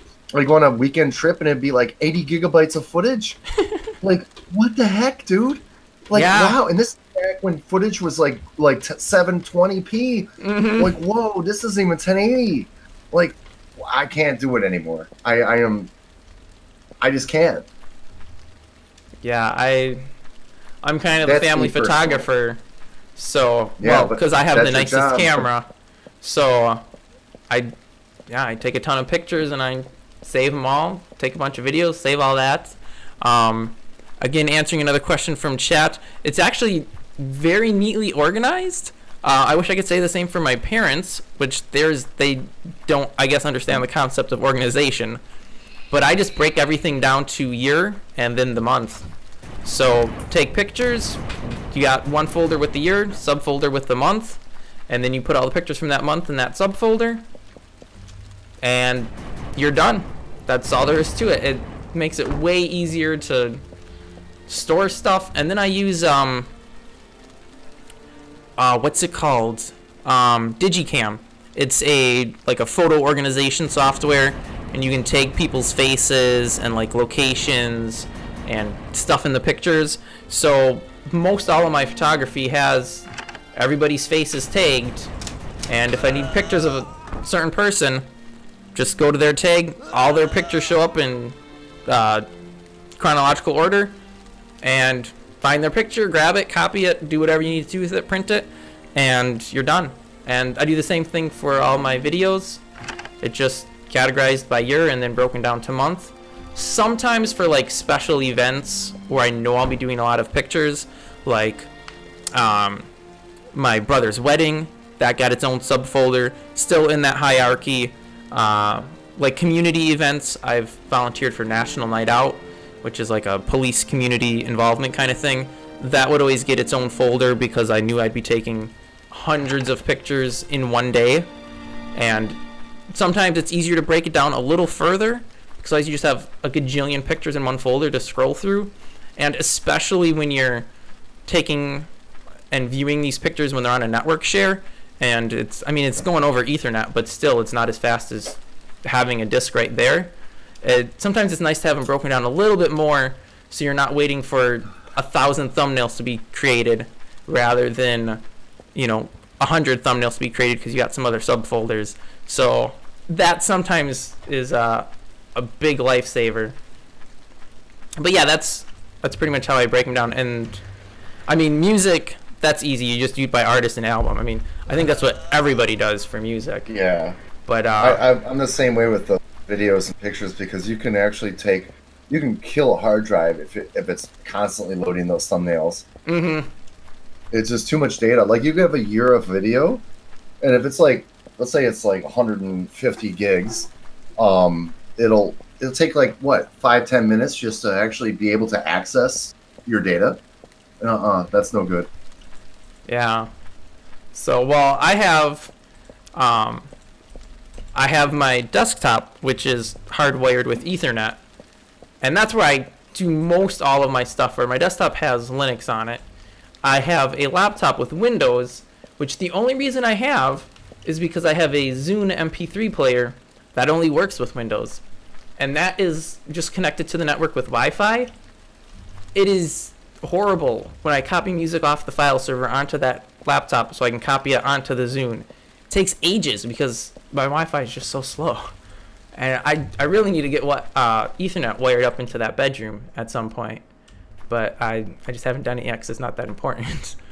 But yeah, I hear you. I mean, even Ethernet, it's still, you only can get so fast on it. I don't know if I could get faster if I had Cat 6 instead of Cat 5, but I already wired everything with Cat 5e, and I'm not ripping that all out to put the new wires in. Cat 5. I think Cat 5's fast enough if it's direct. Oh yeah, what we did for the garage is we use those little boosters. It plugs into your socket. You program it to like grab your router. Again, it's over the network. It's wireless, but it's a booster and it works pretty good. I can actually host a server and play in my garage at the same time through the network, and it's not bad. It's not bad. Data transfer, I haven't done a test yet, but I mean it's not too bad. Yeah, when I have to replace my garage. It's another thing I got to do. But I'm actually gonna run Ethernet. Yeah, my existing. Your garage is old. It's very old. My house is a little over 100 years old. Awesome. I don't know how old the garage is, but there's no electric in it. The walls are kind of not straight anymore. Kind of looks like it might collapse one day. Yeah. Well, that might be. So yeah, I definitely want to replace that. And yeah, I'm gonna run Ethernet out to the garage so I can put a media player out there and listen to music when I'm working in the garage and stuff. But because I bought a roll of, I forget if it was 250 or 500 feet of Ethernet. So I was like, well, it was cheaper. How much was that? I don't remember. This was about a year ago. I bought it $50 off. It may have been. I don't know. But it was like, it's cheaper per foot if I buy the giant roll than if I buy a shorter roll. So I guess I'll buy the giant roll because I'll probably need it at some point. But then you got to crimp your ends, which is always a hard bugger to do. You got to buy a crimper now for $60. I have a crimper. I've got 100 of the little termination things, the little ends, and I think I only messed up one. Well, actually, that's not true. I messed up 3, I guess, technically. One to the point where, well, actually, it was 2. One to the point where I had to cut it off and redo it because it was just completely ruined. The other one was on a patch cable, and I forgot to put the one wire the one way. So I only had to, and I did it, I think I did it on one end, but I caught it before I did the other end. So I just did the other end wrong too. So it still works. But if I ever cut that patch cable shorter and then want to put a new end on it, I'll have to remember that the one end is wrong on it. Yeah. But yeah, I haven't had too many issues with that. It's worked out pretty well. I don't know what I paid for. I just bought some cheap crimper, but it's worked pretty well.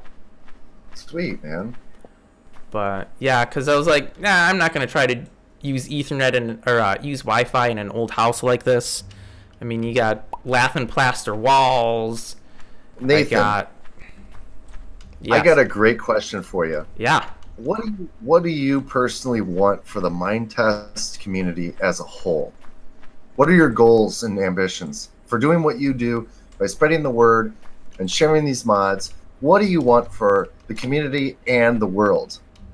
The big reason why I'm even doing this modding course is because I think it would be really cool if schools, instead of using, and by schools I mean like public schools, private schools, things like that, if because a lot of them are using Minecraft for, you know, different things for education, whatever, which I still don't really understand exactly how, from what I've seen, these kids playing Minecraft is really teaching them anything, because as far as I've seen, they're not actually like writing code, so I'm not sure what they're doing. But I just think it'd be cool if these schools, instead of forking over, I don't know how much you have to fork over for a site license for Minecraft, but I can't imagine that it's super cheap. It's got to be super expensive. That's ridiculous. I can't believe it's the first I've heard of this, actually, Nathan. Yeah, no, I never heard of Minecraft being that. Like, if everybody's gonna have an individual seat of Minecraft, like, that's outlandish. Yeah, that's. Frankly. I mean, I don't know if the because I looked into it, not to like buy it or anything, but for when I was doing my video, I was gonna do a like why use Minetest versus why use Minecraft, but I honestly couldn't find enough information about what Minecraft actually charges for this stuff. But yeah, they have like, you buy a school license, and then they have like courses and stuff where you use Minecraft and somehow you learn something. I'm not sure what or how, because again, they didn't tell you too much unless you bought it, and I wasn't gonna buy it to not use it. But I just thought, well, I don't know what these kids are learning with it, but it would probably be better if they actually learned how to like write code and actually do more than just, oh, this is how you play a video game, and I don't know, I guess you can like learn physics and problem solving and things like that with it, which you can honestly do just as well with Minetest. Yeah, but more so, actually. Yeah, I thought it'd be really neat if, oh, I'm out of water. That's what it is. That'd be neat if, you know, schools could get like free software, which Minetest is, a free course, which my course is, and basically teach kids how to actually like write code instead of whatever that is that they're learning with the Minecraft stuff. And because I do have that teeny bit of experience with Minecraft from, again, 10 years ago, and I know it's really not super easy to do modding and stuff. No, and Minetest is, and it's almost instant, where you write your mod, you try it out, you see what works, what doesn't work, you make your changes, and you start over, and it takes just a couple minutes. And it's like, it's so much easier to learn code when there's something as a to like encourage you on. So instead of just doing, you know, instead of sitting and reading a book on, well, this is how you write code, this is how you make a function, this is how you do it, like, that's boring. I mean, yeah, you can learn it that way. So hands-on. But yeah, it's not fun. It's not like, oh, I'm gonna want to go home and do this in my free time. It's okay, yeah, I'll do this because I have to do it for this class, but it's not fun. It's not something, yeah, I'm gonna just do in my free time. But when it's something like Minetest and writing mods, you know, you write your mod, you play with it, you're like, oh, this is actually really neat. And then you start to discover just what all you can actually do. And it's oh wow, I can do this and I can do that. And then suddenly you got kids going home after school and like, well, I'm gonna go and, you know, I'm gonna make a sub game or I'm gonna do whatever now in my free time. Make blocks. And even little girls could do it, not to be sexist or anything, but they could. I want to make pink blocks and a pink bed, and they know how to do, you know, Photoshop or bitmap image and make their own little textures, and boom, they got their own blocks. I mean, that is totally cool. Yeah, and I get excited for that.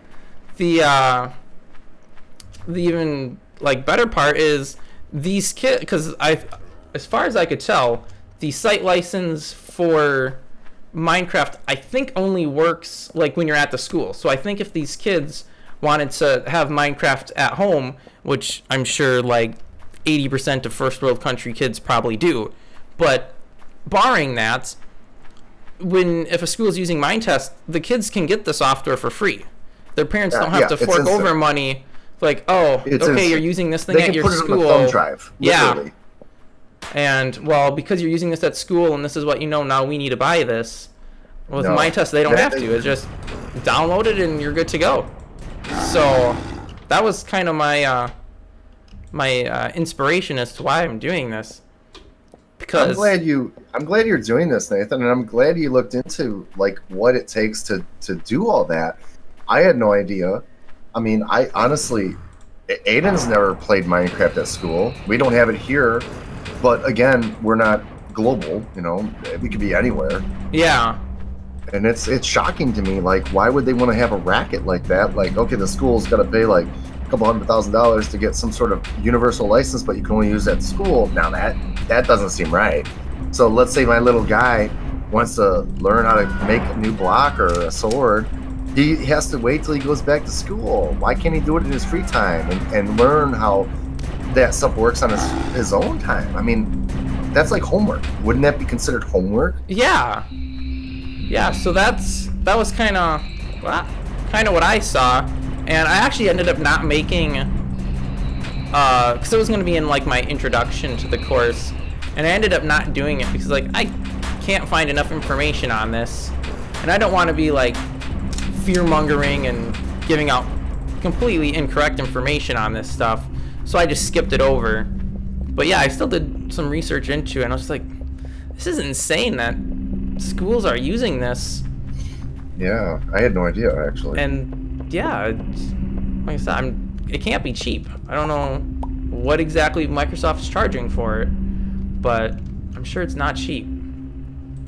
So yeah, that was like. Say that. We'll get demonetized. Wait, I don't make money on YouTube. And me either. So it doesn't matter. We're doing this for fun. Disclaimer: Nate and I, we like what we do and we do it for fun, and that's how it always will be.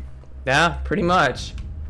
So yeah, that was kind of the big inspiration for it, and I kind of wanted to, because now I don't live at home with my parents anymore, and my siblings all still do, and I was like, well, you know, if they ever decide they want to learn how to do this stuff, because they played Minetest in the past, and they've used some of the mods that I made, and they like asked me for some stuff, and I made it for them.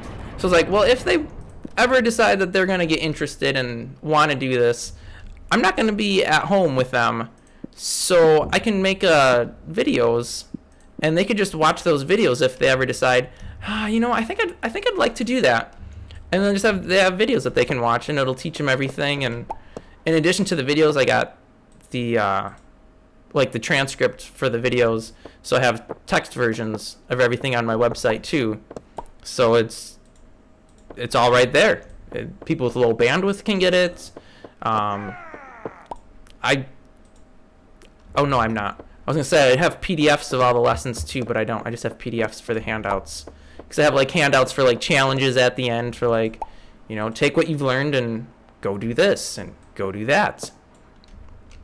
So yeah, I'm trying to make it almost to the point where the person teaching it doesn't actually even have to understand how it works, or it's pretty much, it's like a self-taught thing.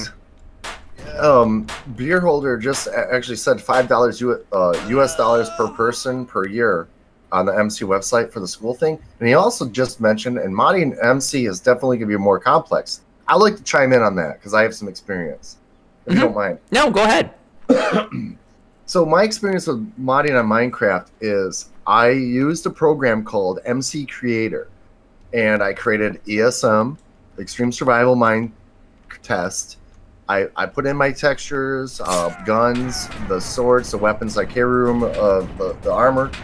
It's really cool, but in order to use it, you have this little stipulation thing where you have to give them credit, or you can't make money on it because it's a program that compiles your stuff to make a mod, and it outputs a Java, and you can only use it obviously for Forge. So here's how modding in Minetest or Minecraft sucks. I can't just go into Minecraft and, well, I don't know this from experience. Remember, I've only been doing this for about 6 months. And from my experiences, I need a compiler because I need to use the same compiling code from the Forge, the instance of Forge that I'm going to be running my mod from, i.e., whatever, let's say Forge 27007. And you got to call Forge to grab some of their libraries to encode with your mod. Now, when you make a mod for Minecraft, typically it's going to be used for Forge. This is, remember, don't quote me on this. This is my understanding, which is very limited. And since I'm using a program to compile my little sub game, it's kind of like using Wix to make a website. Basically, you drag and drop your things and tell it what to do, and it could get more complicated. But for time's sake, let's just get to the meat and potatoes. I already have a mod called ESMC for oh my god, it's whatever it's called that for this. It's basically Minetest for Minecraft, but my ESM world. It's got it. It works. It works great. I faked out the landscape so your biomes are all stone and blah blah blah, and you can always alter that. It lays in your ores you want perfectly. Great. It adds craft recipes. It adds the armor, and yes, it does everything. You can tune it the way you want. However, doing that, I've only been able to do that by using a third-party program to make that happen. I wasn't able to actually just open a Java file and code something in, because the way Java works with mods is you got to call different things from different functions, and typically it's a Forge thing. You can't mod vanilla Minecraft unless you're using a modded client, which is Forge. So now you see where I'm getting.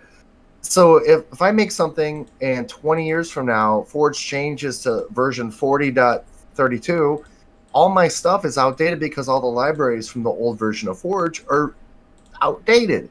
Minecraft or Minetest doesn't do that.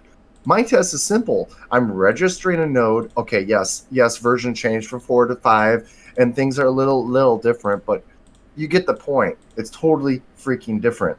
Even little differences, even in the same version of Minecraft, 1.11 to 1.12, very similar, slight differences. You can't use the same mods. And version 1.7 is like the cutoff point for mods. And then version 1.12, I think it's cut off before 1.13, before things get really weird. So modding in Minecraft is annoying because you have to keep up with what type of client your customers are going to be playing in. Other than that, coding from scratch, I don't have complete experience with. I'd like to, but I think currently at this time it's a waste of time. I just want to make something simple. So what I've reverted to is trying to look into plugins to create a world that any vanilla player can play that is a plugin. But the way plugins work is like Mining Dead. Go to Mining Dead, you can use a vanilla server. Mining Dead takes default items and entities and changes them. Basically, wheat seeds could be bullets. Cooked chicken could be a can of soup. And that's kind of like how it works. So you can see the big difference here. Basically, a vanilla modded server is an override alias type server, whereas a modded server that uses Forge has to keep up with your current type of Forge. So, in my opinion, Minetest will always beat Minecraft. in modding. That's it. Yeah, I would. I mean, well, now because you've played on Minecraft servers, I know in the day this was the thing. If a server on Minecraft has a mod, does it automatically download that for a client? You still have to add it yourself. Which is really absolutely annoying. I can run Forge and play that game, but no, I have to go download that mod. They do that with texture packs and mods. The games that you play nowadays that look modded are really vanilla games with what I just said, with like they alias over items, where you can't really build in that world. It's just like a experiencing adventure mode type world. That's my limited information. If I'm wrong, I will be and always stand corrected if you can produce that, and I would love to learn from that. That's why I'm frustrated with Minecraft at this point. I would really like to create something that I don't want people to have to get. I want them to get forced, like a texture pack. I have the option to click the texture pack or force it to them. And why does a mod have to be so complicated? All I'm doing is inserting ores and crafting recipes. Literally, that and the world gen. I think Minecraft needs a little bit more. They need to be more lucrative with this type of feature instead of, oh no, now I got to play it in Forge, and oh now I have to get that specific thing. Which what I have to put my website everywhere. I don't host this. It's not even a hosted thing. It's like, you know what I mean? Yeah, it irritates me.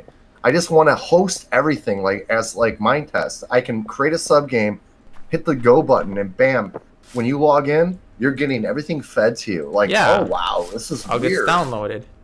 Yeah. None of this. Oh, I need this client and this mod, and that to me is not gameplay, because you can't even use that for anything like cross-platform. How does Xbox? Yeah. Well, let's not even get into that. But I like Minetest because Minetest is so like legitimate. Like, I log into any server, I'm getting what they want me to see.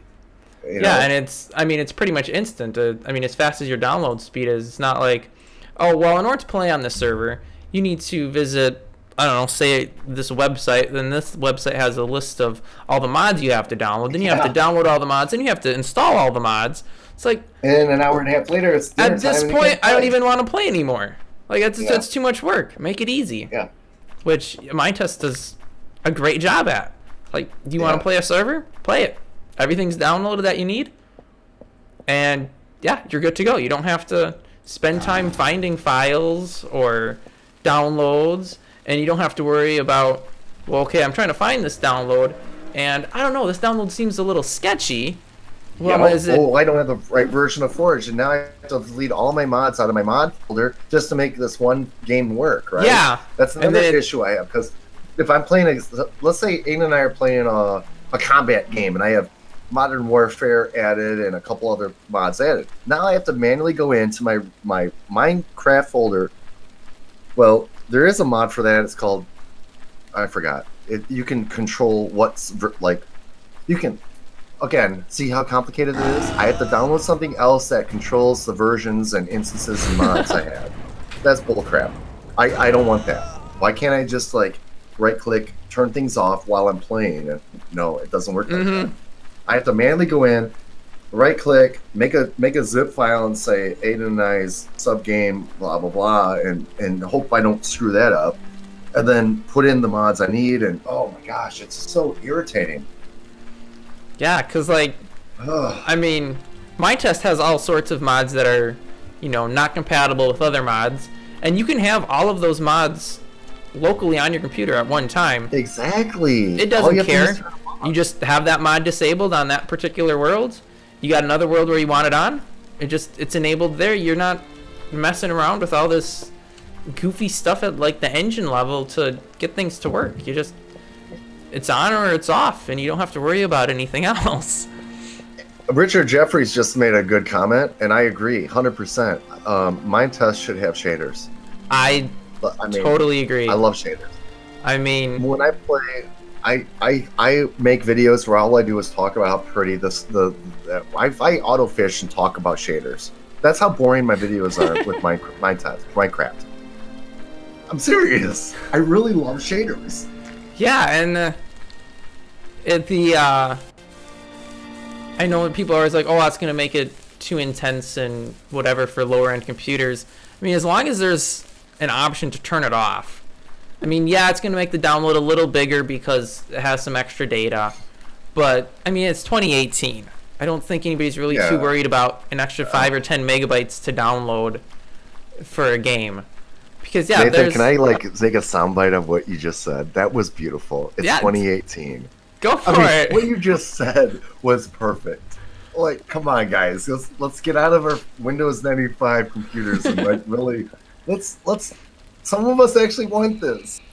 Yeah, because I actually just in the mail yesterday got a letter from my internet provider, and they decided to upgrade my speed to 200 megabits a second from 100.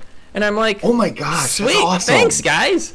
Are you serious? I mean, yeah. So I just picked up the new modem that I had to get to this morning, and got that hooked up actually like 2 hours before the stream. Fortunately, it all worked because I was kind of worried that I was gonna not have internet at all. I was like, oh, this is gonna be bad, because I had a few problems with it, but it all worked out. But yeah, so it's like I could download giant files, and like it would take no time to do, because I have crazy fast internet now. So yeah, I mean, add some shaders. 5 gigabytes. Wow. And then you know, for everybody that has, you know, super powerful gaming computers, let them use those shaders and have a way more impressive looking world. Because like I've seen some of the, you know, proof of concept stuff people have done. It's like, yeah, that looks pretty nice. Yeah, and it's really irritating because it's like, if you really look at the grand scheme of things, I think we could get into murky waters, and I'll open that page. You don't have to say anything to keep yourself safe, but I'm going to say something that's my opinion only. I think the Minetest devs need to get out of their little... I have 3 things to suggest, and I'm going to end it at that. You don't have to say a word, Nathan, to keep yourself safe. I think the Minetest devs are, for one, they're in a box. They need to get out of their box and listen to other people that have opinions. A. B. They need to explore more options and more variables and engines to get the shading thing going. And I think they need to be more open-minded instead of being so close-sourced, and they don't play their games. And that goes to number 3. 3, devs.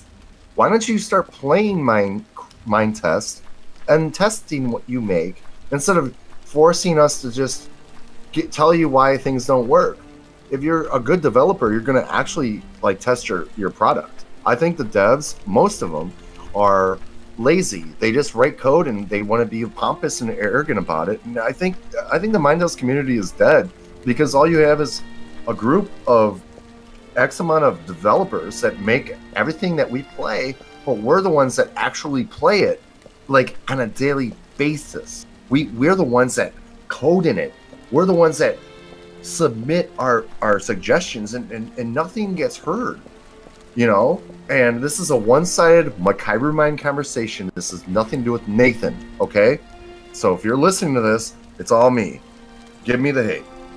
I'm done off my little soapbox. Well, one thing I do want to mention though, everybody's volunteer work, so I mean, you can't expect too much from somebody that's doing something for nothing. And that's something Minecraft's always going to have over Minetest. Is I can't even begin to imagine how many people they pay and how much they pay people to make a game. And everybody doing Minetest, it's 100% all volunteer. Nobody's making money off of it. I mean, it's not for sale. So you do always have to keep that in mind. And the other thing is, because there are so few developers, dev time is pretty limited.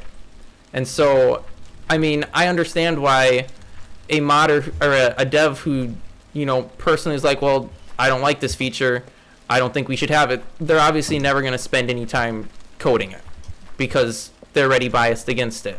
What you have to have happen is have somebody who obviously is highly in favor of it, like, I really think this should happen. They got to go ahead and write the code And whether it's available as a mod or even a fork of the engine entirely, they need to write it. They need to make it as perfect as it can be. They got to get it popular, and then bring it to the devs and be like, hey, I know you don't care about this, but I went ahead and did all the code. It's been reviewed. People have been using it. It works well. What do you think about merging it now? Because it's done. I mean, yeah, you don't like it. You don't think it's a good idea, but it's done. The code's all written. It all works. You know, let's merge this in. It's not going to take any effort from you because it's already done. And I think that's not even just a Minetest specific thing. I think that's open source across the board. Is the people who use it so often think that the developers are just going to do everything and that they can just sit back and, you know, get everything they want. It's like, that's not how it works. There has to be somebody that really wants this feature and is going to code it. Because you just saying, oh, I want this feature, if somebody doesn't want, you know, somebody that's coding doesn't want that feature, they're not going to be like, oh, well, so-and-so said they want this, so I guess I'll go ahead and code it even though I don't want it. It's not going to happen. So, I mean, kind of in their defense, you know, it kind of requires somebody else to go ahead and code this stuff.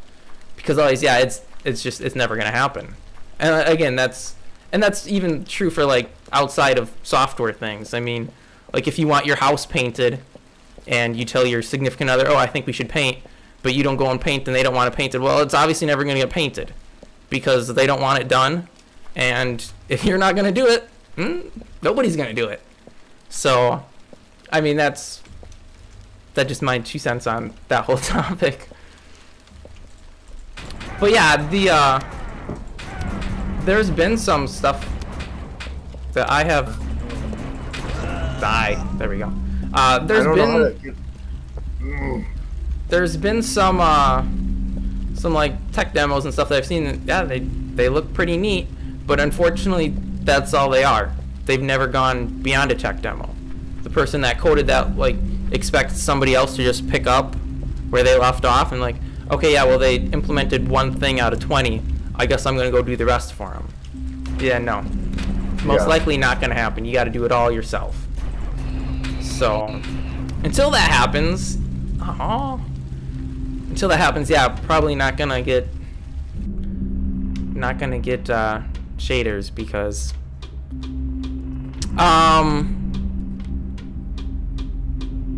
yes, that is true, Beer. There are some shaders, like we got bump map. I think we still have bump mapping in Minetest. I believe they removed the bump maps from default game because they were kind of how they were done. Yeah. But as far as I know, they do still work. You just have to either use a texture pack that has them, or I think there's actually an option to generate bump maps, just auto-generate from your textures, and those they're never gonna really look that great because they're auto-generated. And if you really want really nice looking bump maps, you have to create them yourself with whatever software you're going to use, because a computer can only tell you so much as to how something should look as far as bump map goes. I mean, based off of the texture and stuff.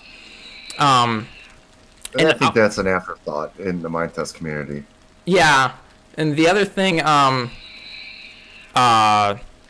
where is it here? Erlichter, however their name is spelt there, they do have a lot of stuff that Minetest isn't using. And again, the reason that, well, some of the reason is there's not the dev time. Like, if the engine above Minetest, because Minetest is an engine in and of itself, but it relies on another engine to do all the graphics and stuff, all of those features that it has still have to be pretty much ported over to Minetest to actually be able to use. And again, because of limited dev time and the devs that are currently deving, if that's a word, developing, whatever.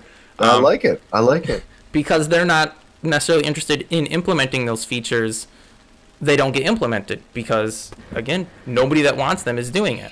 So what it really takes is somebody who wants a feature to go ahead and code it, get it to work, and then bring it up instead of bringing it up before it works and just saying, well, I want this. and then doing nothing about it. And the same holds true actually for everything in life. If you want something, you gotta work for it. Well, most of the time. Obviously, that's not actually true for free stuff, because you just go grab it. But outside of that, when you want something, you gotta do something to get it. But yeah, I've seen some of the like tech demos that Ehrlich, or again, I'm sure I'm slaughtering the enunciation of that they have, and yeah, they do. I think they got some stuff that uses like real-time shadows and stuff. There's a game built on the engine.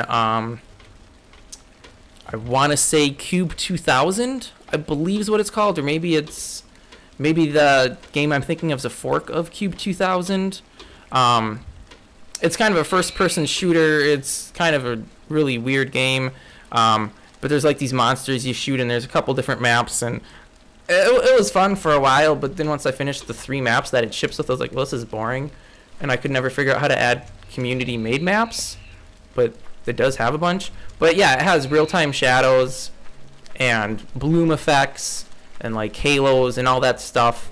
So Ehrlich, or again, however it's pronounced, it's capable of doing that stuff. We just need somebody who's gonna code it and make it work. But yeah, that's I guess that's my little rant on that subject. Though I will say this, I would totally be in favor of it. I think it would be a great addition. Unfortunately, I have zero experience on coding anything like that. Ditto. Because I don't know if that's coded in C or C# or C+, or I have no idea what language that's in. And my experience with coding pretty much comes down to Lua and Python. And though it's not really in the purest form really coding, but HTML and a little bit of PHP. PHP, I guess, is a little more so coding. But yeah, that's pretty much my experience, and I don't think any of those are really going to help for doing graphics. I mean, the concepts... I got something to say. Yeah, go ahead. Beerholder just asked about CSM. What are my opinions on that? Well, both of our opinions. I'm going to speak for me first. My opinions is it's kind of cool, it's neat, but it's just blah. You know what I mean? That's it. Go ahead, Nathan. I think it definitely has like benefits and pros, but I think, and this has been said by the core developers, it was poorly implemented, and it didn't really have the testing that it should have had before it was released. Like, and this is what they seem to be working on for the next release, 0.5. And this is, I think what everybody thought CSM was gonna be, and that is the server has the code and the server provides the code to the clients upon download, but the code is executed on the client rather than the server. So a perfect example would be like an ambience mod, where you're near water, you hear water rippling. You're near trees, you hear the wind blowing through the leaves. Currently, the ambience mods that are out there, the server is actually looking at the nodes around every player connected to the server and finding out what nodes are near them and then playing those sounds for that player to hear. Obviously, if you have a lot of players connected to the server, that's creating a lot of extra compute cycles for the server, which at some point, I mean, unless you have like a supercomputer, is going to introduce lag to the game because the CPU is busy trying to figure out what sounds to play. If you had a CSM, which I think is now being called SSCSM, server sent client side modding, the server, when you join it, would say, okay, we use this ambience mod. It's just another thing that downloads. Zero work on your part. It would act exactly like any other mod. And then your computer, or your instance of Minetest running on your computer, looks at the nodes around you. Because when you're in, like when I'm right here in this little hidey hole where I'm being killed by that bird, my computer knows all the blocks around me. Like I can actually pull up the mini-map. All of the blocks on the mini-map here are loaded on my computer. And it knows pretty much every block that's in these map chunks. Are you kidding me? Every block in these map chunks, my computer knows exactly what it is. And my computer could just be like, okay, let's look for leaf nodes. Okay, here's some leaves there. Let's play that sound. Here's some waters. Let's play that sound. And now all of that work is offloaded off of the server onto an individual's computer, saving the server from having to do all that work. I think that's what everybody was expecting it to be. And it's not what it turned out to be, which is why it kind of left a sour taste in a lot of people's mouths.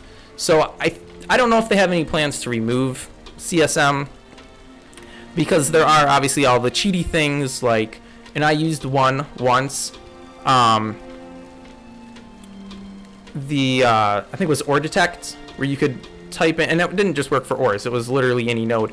You could type in the name of a node, and it would search whatever radius you told it to search of blocks that were loaded locally on your machine, and it would tell you the exact coordinates of that block. Kind of hacky when, you know, someone's looking for specific ores.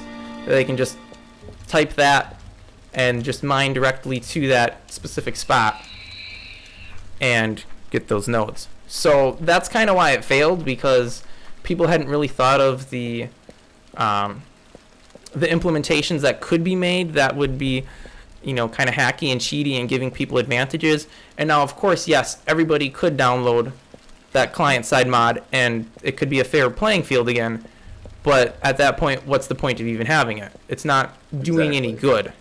It's like, okay, yeah, so now everybody can cheat. Well, great, we may as well just make this into a creative world, and everybody could just grab it out of their inventory instead of having to go mine for it. So, yeah, I think if CSM was done right, and I think that's what they're trying to do with 05, I think, yes, it will be an improvement.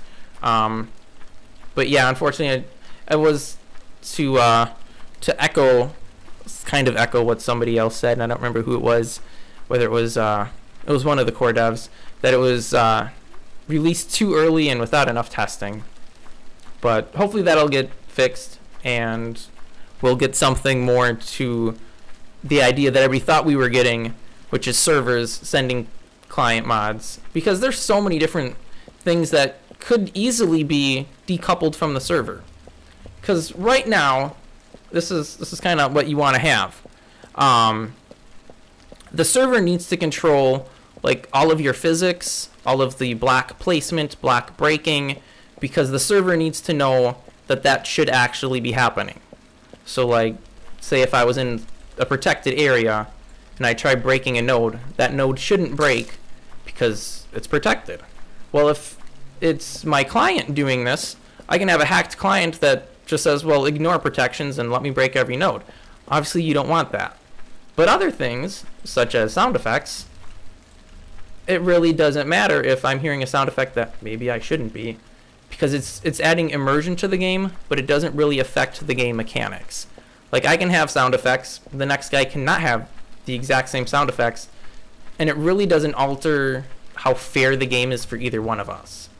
I mean, you can argue at a point that, yeah, if you have sound effects to, like, let you know there's a monster around, you know, somebody has an advantage because they can hear that sound over somebody who doesn't have it.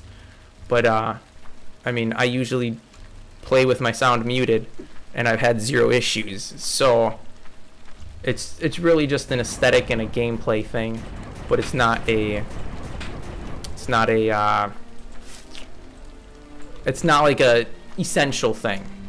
Like, and if there was a way to, even as a client, say you don't want to run a server-side thing because maybe you're running on mobile or you're running on an older computer, which Minetest works well on older computers. Yeah, but definitely. If you start, you know, you're joining a server and it has, you know, all these different ambience mods and all these different client-side server-sent things, you might want to have an option to be able to turn that off, because it might make it too intense for your computer to handle, because the server owner is like, well, if my server's not controlling this feature and it's going to be controlled by the player's computer, yeah, sure, let's add all the things because it doesn't affect my server. And then, you know, some guy with an old computer tries to connect, or girl, you know, whatever, somebody, I'm like, wait, my computer can't do this because I can't run all these extra things they added just because it won't hurt the server. So I think that should be an option, but I don't know. It's something that obviously has to be tested, and will hopefully be tested more so than the client-side modding was, because yeah, that was kind of was pretty meh-y. Like, I haven't really seen any client-side mods that are just like, wow, this is perfect. I've always needed this. This works so well, so much better than just a normal mod. Like, most of the client-side mods I've seen, there's like a notebook one, so you can write notes. Like, yeah, you can already do that with books. I mean, the only difference is now you don't have to have a book. Okay. And there's some chat ones that like let you type in and this one seems kind of neat. Lets you type in characters that are not like keyboard standard. So if they have like the punctuation marks above the letters or whatever, whatever that stuff is that you can't just type natively in chat. There's a CSM mod that lets you do that. That's neat. As an English speaker, it has zero value to me because nothing I say uses those. But for non-English speakers, yeah, it's a nice feature. Oh man, I just found out what you is. You racist. You don't even like my language. No, I'm just saying I don't need it for myself. No, yeah, I knew that. But I mean, that's one thing I've seen that's useful. And there's some that like change the color of text for like, so you can have like groups and you can have their text difference. Like, yeah, okay, sure. Yeah. Yeah. But that could be done server side with a mod. I mean, I suppose now the server has to figure out whether they're in that list or not. So sure, it's nice to offload it to the player's computer. But yeah, I haven't just really seen any CSM that's like, wow, this is the best thing since sliced bread. I have to have this. Like, I haven't seen it. So yeah, it's all basic. Yeah, it's like, okay, you're trying to find a use for it because there weren't any uses really defined for it that were great enough. But let's be really realistic about the whole grand scheme of things. Like, I'll be honest, of all my years playing, and all your years playing, I would have to say, Minetest is awesome. And I don't think I'll ever not play Minetest. I love this game. Oh yeah, me too. Definitely. This is like there's a few modder's paradise. Yeah, there's a few games that I play, and not too many, like 3 or 4, mostly because I don't have the time. But yeah, Minetest is definitely my favorite. Like, this is the only game that I can literally get an idea, be playing, and be like, ooh, you know what? I want this new node, this new feature. And 20 minutes later, half an hour later, hour later, depending on how big this feature is, coded, it's a mod, it's in the game, and I've got it. Listen to that, folks. There's no other game I play that I'm like, you know what? I want a new feature. I'm just gonna go code it. There's none. There are some games that do have mods that you can get, but I don't think they're as easy as literally opening a text file, writing, 20, 30 lines of code, saving the text file, and launching the game. That's what makes this game, like, amazing. Like, I can sit here with Aiden, and he can say, hey, Mike, can you make me some liquid that hurts you, and it makes you, okay, yeah. Go in there, add viscosity, oh, it's a liquid, okay, add this, and add damage. Damage equals 2. You want it really to kill you? All right, damage equals 4. Let's play the game. Boom. Did you see that? Within a couple minutes, we're there. I mean, I love Minetest because of that. It's like the biggest... Minetest is like this big canvas that you can really do quick studies, if that makes any sense. Yeah, it's like you have an idea, you can flesh it out in a matter of minutes, and it's done. And I mean, you see it all the times on the forums. People make mods, and not to like put anybody down for their beginner mods and stuff, but you see a lot of mods that are like, really, you're gonna make a forum post about this mod? Like, yeah, it just seems really basic, but that's the beauty of it. You can do that. That's the start of it. And it's like, yeah, I mean, obviously you got to start somewhere. I mean, my first mod was probably pretty lame. I don't even know what it was. But, yeah, it was probably pretty pathetic. And, yeah, anybody can do it. You don't have to go out and... I don't even know what you have to do to start modding any other games, but, like, I'm imagining, like, download SDKs and stuff to... Oh, yeah. You know, be able to get to whatever you're doing. It's like, nope. If you got a text editor, you can mod Minetest. That's all you need. Yeah. Everything's extremely open. Like, you want to change textures? Yeah, they're just simple PNG files. They're not... I forget what a lot of places use. Is it TGA files or something? I don't even... I don't know. Those are huge files. Targas. Yeah. No, I don't even know what Minecraft uses. I thought it was PNGs. I would have to think so, because they work really well for the pixel style art. But yeah, some of these games, like you look at them, it's like, okay, well this file's called the folder's called resources, and I got some weird file formats that I've never heard of outside of this game. How do I open this? How do I edit it? Can I even do that? You know, a lot of times you can't. You'll get these weird 3D formats like. This must be something specific they wrote just for this game. Unless I write my own import and exporter for it. Yeah, can't this change is almost that. like a Gary's mod, actually. You know, when Half-Life came out, it was easily editable, and eventually Gary's mod, you know, came from Half-Life. And Minetest is like that. Minetest is like Half-Life, where it's almost like Minetest is Gary's mod for voxel games. I mean, really, you can pretty much make anything you want. We have limitations, but it's pretty open. I mean, there isn't much we can't do. Yeah. I mean, there really isn't much. And I mean, what I do. Some of the stuff's kind of hacky, like to make that's what I do. Like, I'll hack code. I'll take your code and everybody else's code and mix and match it to make it my own, and then eventually, you know, it works. Yeah. Well, I was thinking more like the, in order to add viscosity to a node, like the big thing being cobwebs for spiders, where you have to define it as a liquid in order to make it have viscosity. Like viscosity. Now that's crap. That's kind of hacky that you have to do that, but you can, and it works. It's kind of annoying, but it does work. So that's the thing. I think all nodes should have like all these variables, have an option and if they're not used, call them nil. Just like every node should have all the variables possible and then make it nil. And then it makes it cool. Like if I want stone to have a viscosity and then a timer, like how long do I stand on the node? No, then it becomes an ABM, but then whatever. Yeah, because that's the... I just recently did a mod review on, I forget what it was called, Fire Extinguisher. I think it was just called Fire Extinguisher. And yeah, one of the guys in the comments, or somebody, I don't know who it was, they said that the foam should be swimmable, or that it should slow you down, whatever. I was like, oh, you could do that, but you'd have to define it as a liquid. And then, like, I don't remember if it was the same person or not, but like a week later, I get another comment on the same video saying, here, I forked this mod, and now you can swim in the foam from the fire extinguisher. I was like, all right, I just did the review, dude. Well, there you go. And I mean, it works. Oh, you died. Yep. Just take somebody to code it. Am I gonna die? You didn't hit respawn, did you? I did. Okay.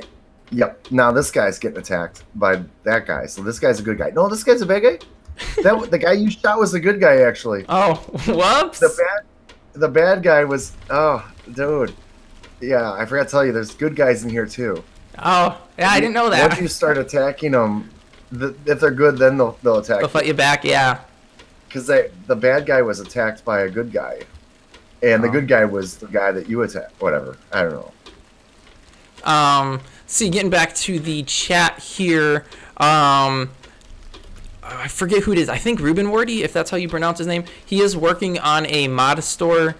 As far as I know, it's supposed to be shipping with 05, which will let you download mods directly from Minetest without having to exit and, you know, find them on the internet or whatever.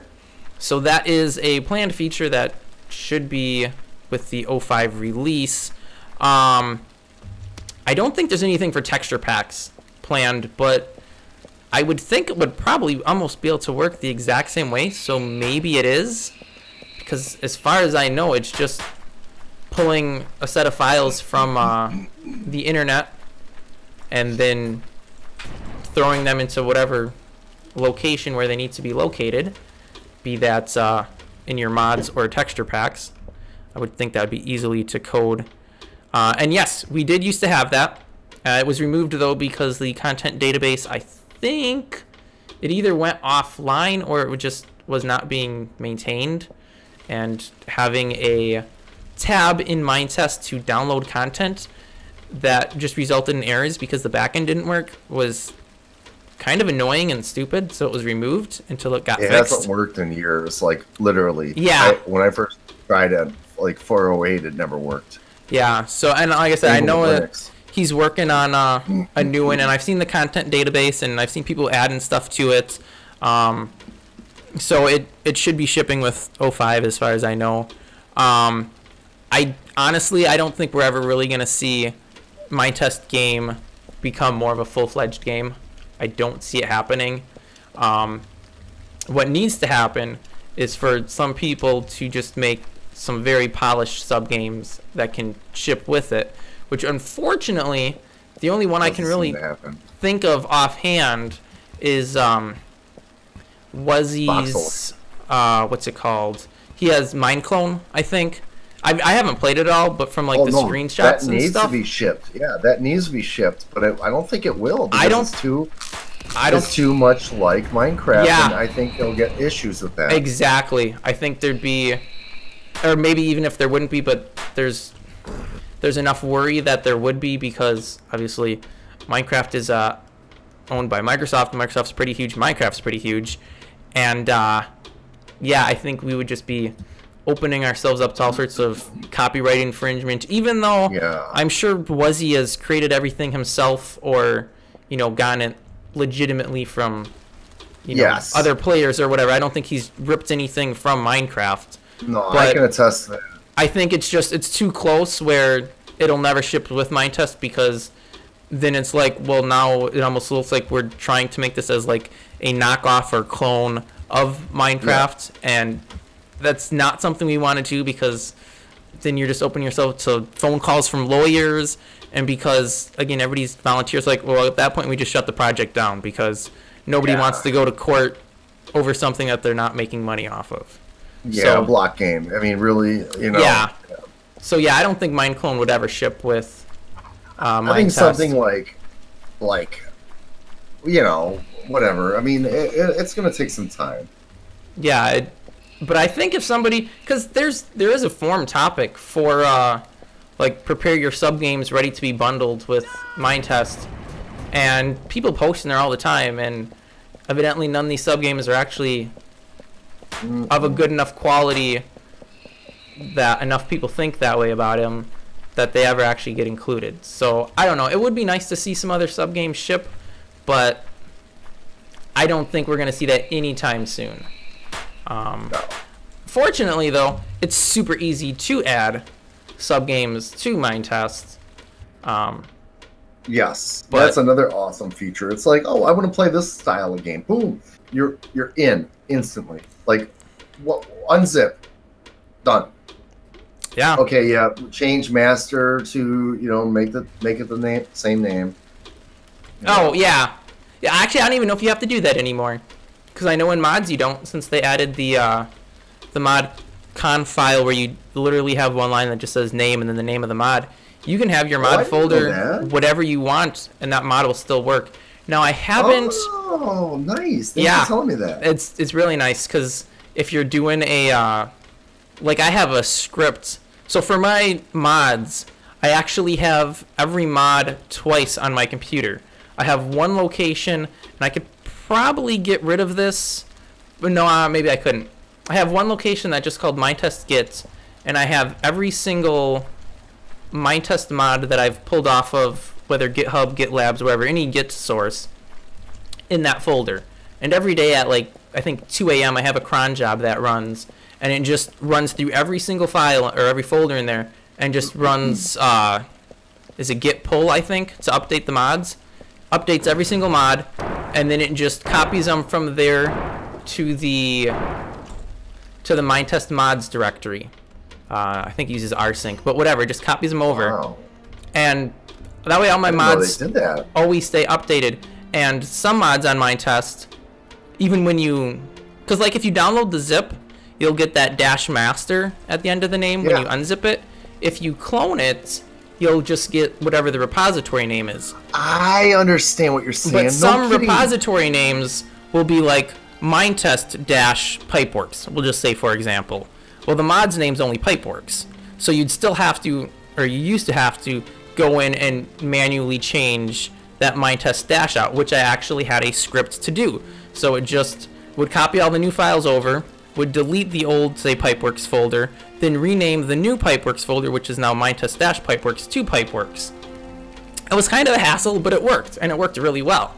But now with the with that new little update, you don't have to do that anymore. It'll take that and it'll look at that configuration file and say this is the mod's name, and that's what it will display in Minetest. But I don't know if, say, you have two different mods that the mod name's the same. I don't know how Minetest handles that, because you could have a folder, you could have, say, mod 1 and you could have mod 2 as your folder names, and both of those mods in Minetest, their name could just be mod. And that way your folders don't have conflicts in your file directory. But I don't know how Minetest would handle two mods with the same names like that. I've never tried that to see if like it crashes or if it just gets all confused and tries to read from both folders at once. I don't know. But yeah, hey, Nate, I think I gotta get ready to skedaddle. Oh, okay. Yeah. I think we've been going. I want to say thanks for having me. I really appreciate it. Oh, definitely. Thanks for joining me. This was really awesome. Yeah, it was. I didn't even realize that we'd been going for almost 2.5 hours. Well, like they say, time flies when you're having fun. Yeah, I was not expecting this to last. I was thinking maybe an hour and a half or something. But yeah, it definitely went by quick. So yeah, definitely thank you for thanks for joining me, for hosting this great server to play on, even though I died way more times than I would like to admit. Somebody will have to go through. Somebody will have to go through and, supposed to be hard. Yeah, watch the video and just count every time we die and, you know, make a comment. Oh, you only died so many times. Like, yeah, well, that happens. I did, however, log out and log in as admin to protect that guy's stuff. Okay. Well, I felt really bad because I know how long it takes to accrue things, and he spent a few hours. I mean, I'm not gonna lie. I mean, just looking at all the items, I'm like, So whenever he gets back on, he'll obviously probably contact me somehow. I'll unlock it or add him to the protection, and then say, hey, hurry up and button down, because I'm a good admin. I shouldn't have done that, but I intervened. I felt bad. Yeah. Because we also publicized it, like, hey, here's a cache of like, stuff. oh, wow, there's a gajillion things here. And, yeah, I'll probably actually even put the server port and info in the video description once we're done here. So if anybody else saw this and like, oh, this looks like a neat server, but I don't know what it was because we never really said what it was or where it was. Oh, it's called Aftermath. The sub-game's called Aftermath. It's Fallout, post-apocalyptic. It's been around for 2 years now, or 3 years. I don't remember, because what I do with my servers is I'll host them and then I'll kill them and restart them up, and I mean, in a span of 3 years, I might have a longevity of a year because I have a lot of breaks, or I'll use my other computer for hosting, or I'll use my main computer for doing other things. Like, for instance, right now, my current servers that are supposed to be on, there's 3 of them, they're not connecting to the network. Some people are actually connecting to them, but I can't see them from my end. It doesn't matter. It's just an afterthought. Yeah, but yeah, definitely. Thanks for joining. I had a lot of fun, and this is probably more people than I've ever had on a live stream in chat. So I'll take that as a win. And yeah, I'll let you go. I got my own things I gotta do, like eat supper, I suppose. and clean my house. Yes. Likewise, ditto. If anybody watching this, Richard Jeffries, if you're interested, I would love to do a live stream next month with somebody. Anybody at all interested, let me know, hit me up. I think Michael Gentiles, may be interested. I think I was reading this chat earlier, and one of his comments was, hang on.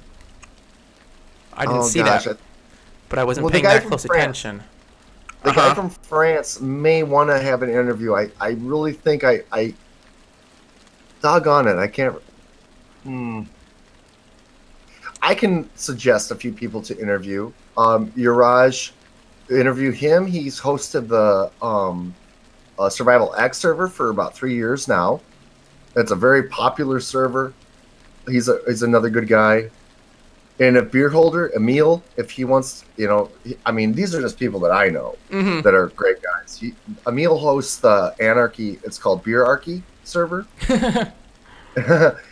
Yeah. There's so many cool people. And if Cash was on here, or if we could get the guy Andre from Just Test, that would be the best interview ever, because Andre inspired all of us. And I wanted to get you on, that's why I was having a hard time with my network. I have a copy of the Just Test server. I wanted you to experience what that was like, but maybe another time. Yeah, there's always room for another time. But yeah, let's wrap this up here. Everybody, thanks for joining. Be sure to subscribe to both of our channels if you haven't already, and all that other good stuff like the videos. I don't know. It's so cliche at this point to even tell people to do any of that stuff on YouTube. But it's almost like if you don't, it doesn't happen, and if you do, it does. It's I don't understand. Like, because when people tell me to subscribe, I'm like, yeah, I'm not gonna subscribe to your channel just because you said that. But then I started doing it on my channel, and I've been getting more subscriptions. It's like, what? This doesn't even make sense. Why does it work like this?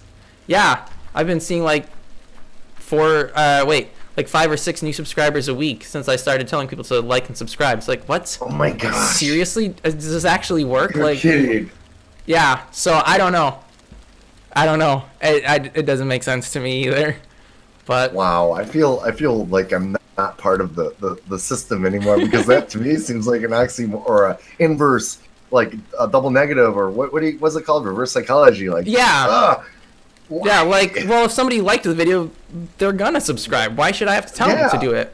But I don't know if it's just people these days don't even realize that. I don't know. It doesn't make sense to me. Nothing with YouTube makes sense to me. No, it doesn't. It's just a weird system that sometimes works and a lot of times doesn't work. But well, in closing from my end, I want to say thanks for watching, everybody, and also thank you, Nathan, for always keeping on and making your videos, making your tutorials, making your Let's Plays, making what you do, and just keep on doing what you're doing, man. Thanks. You got a fan. I've been a permanent fan since I don't remember when I first subbed, but yeah, Minetest to the end, man. For sure. Well, goodbye, everybody. I'll wave. And then I have to find the stop streaming button. Oh, I have to stop this first. See you next time.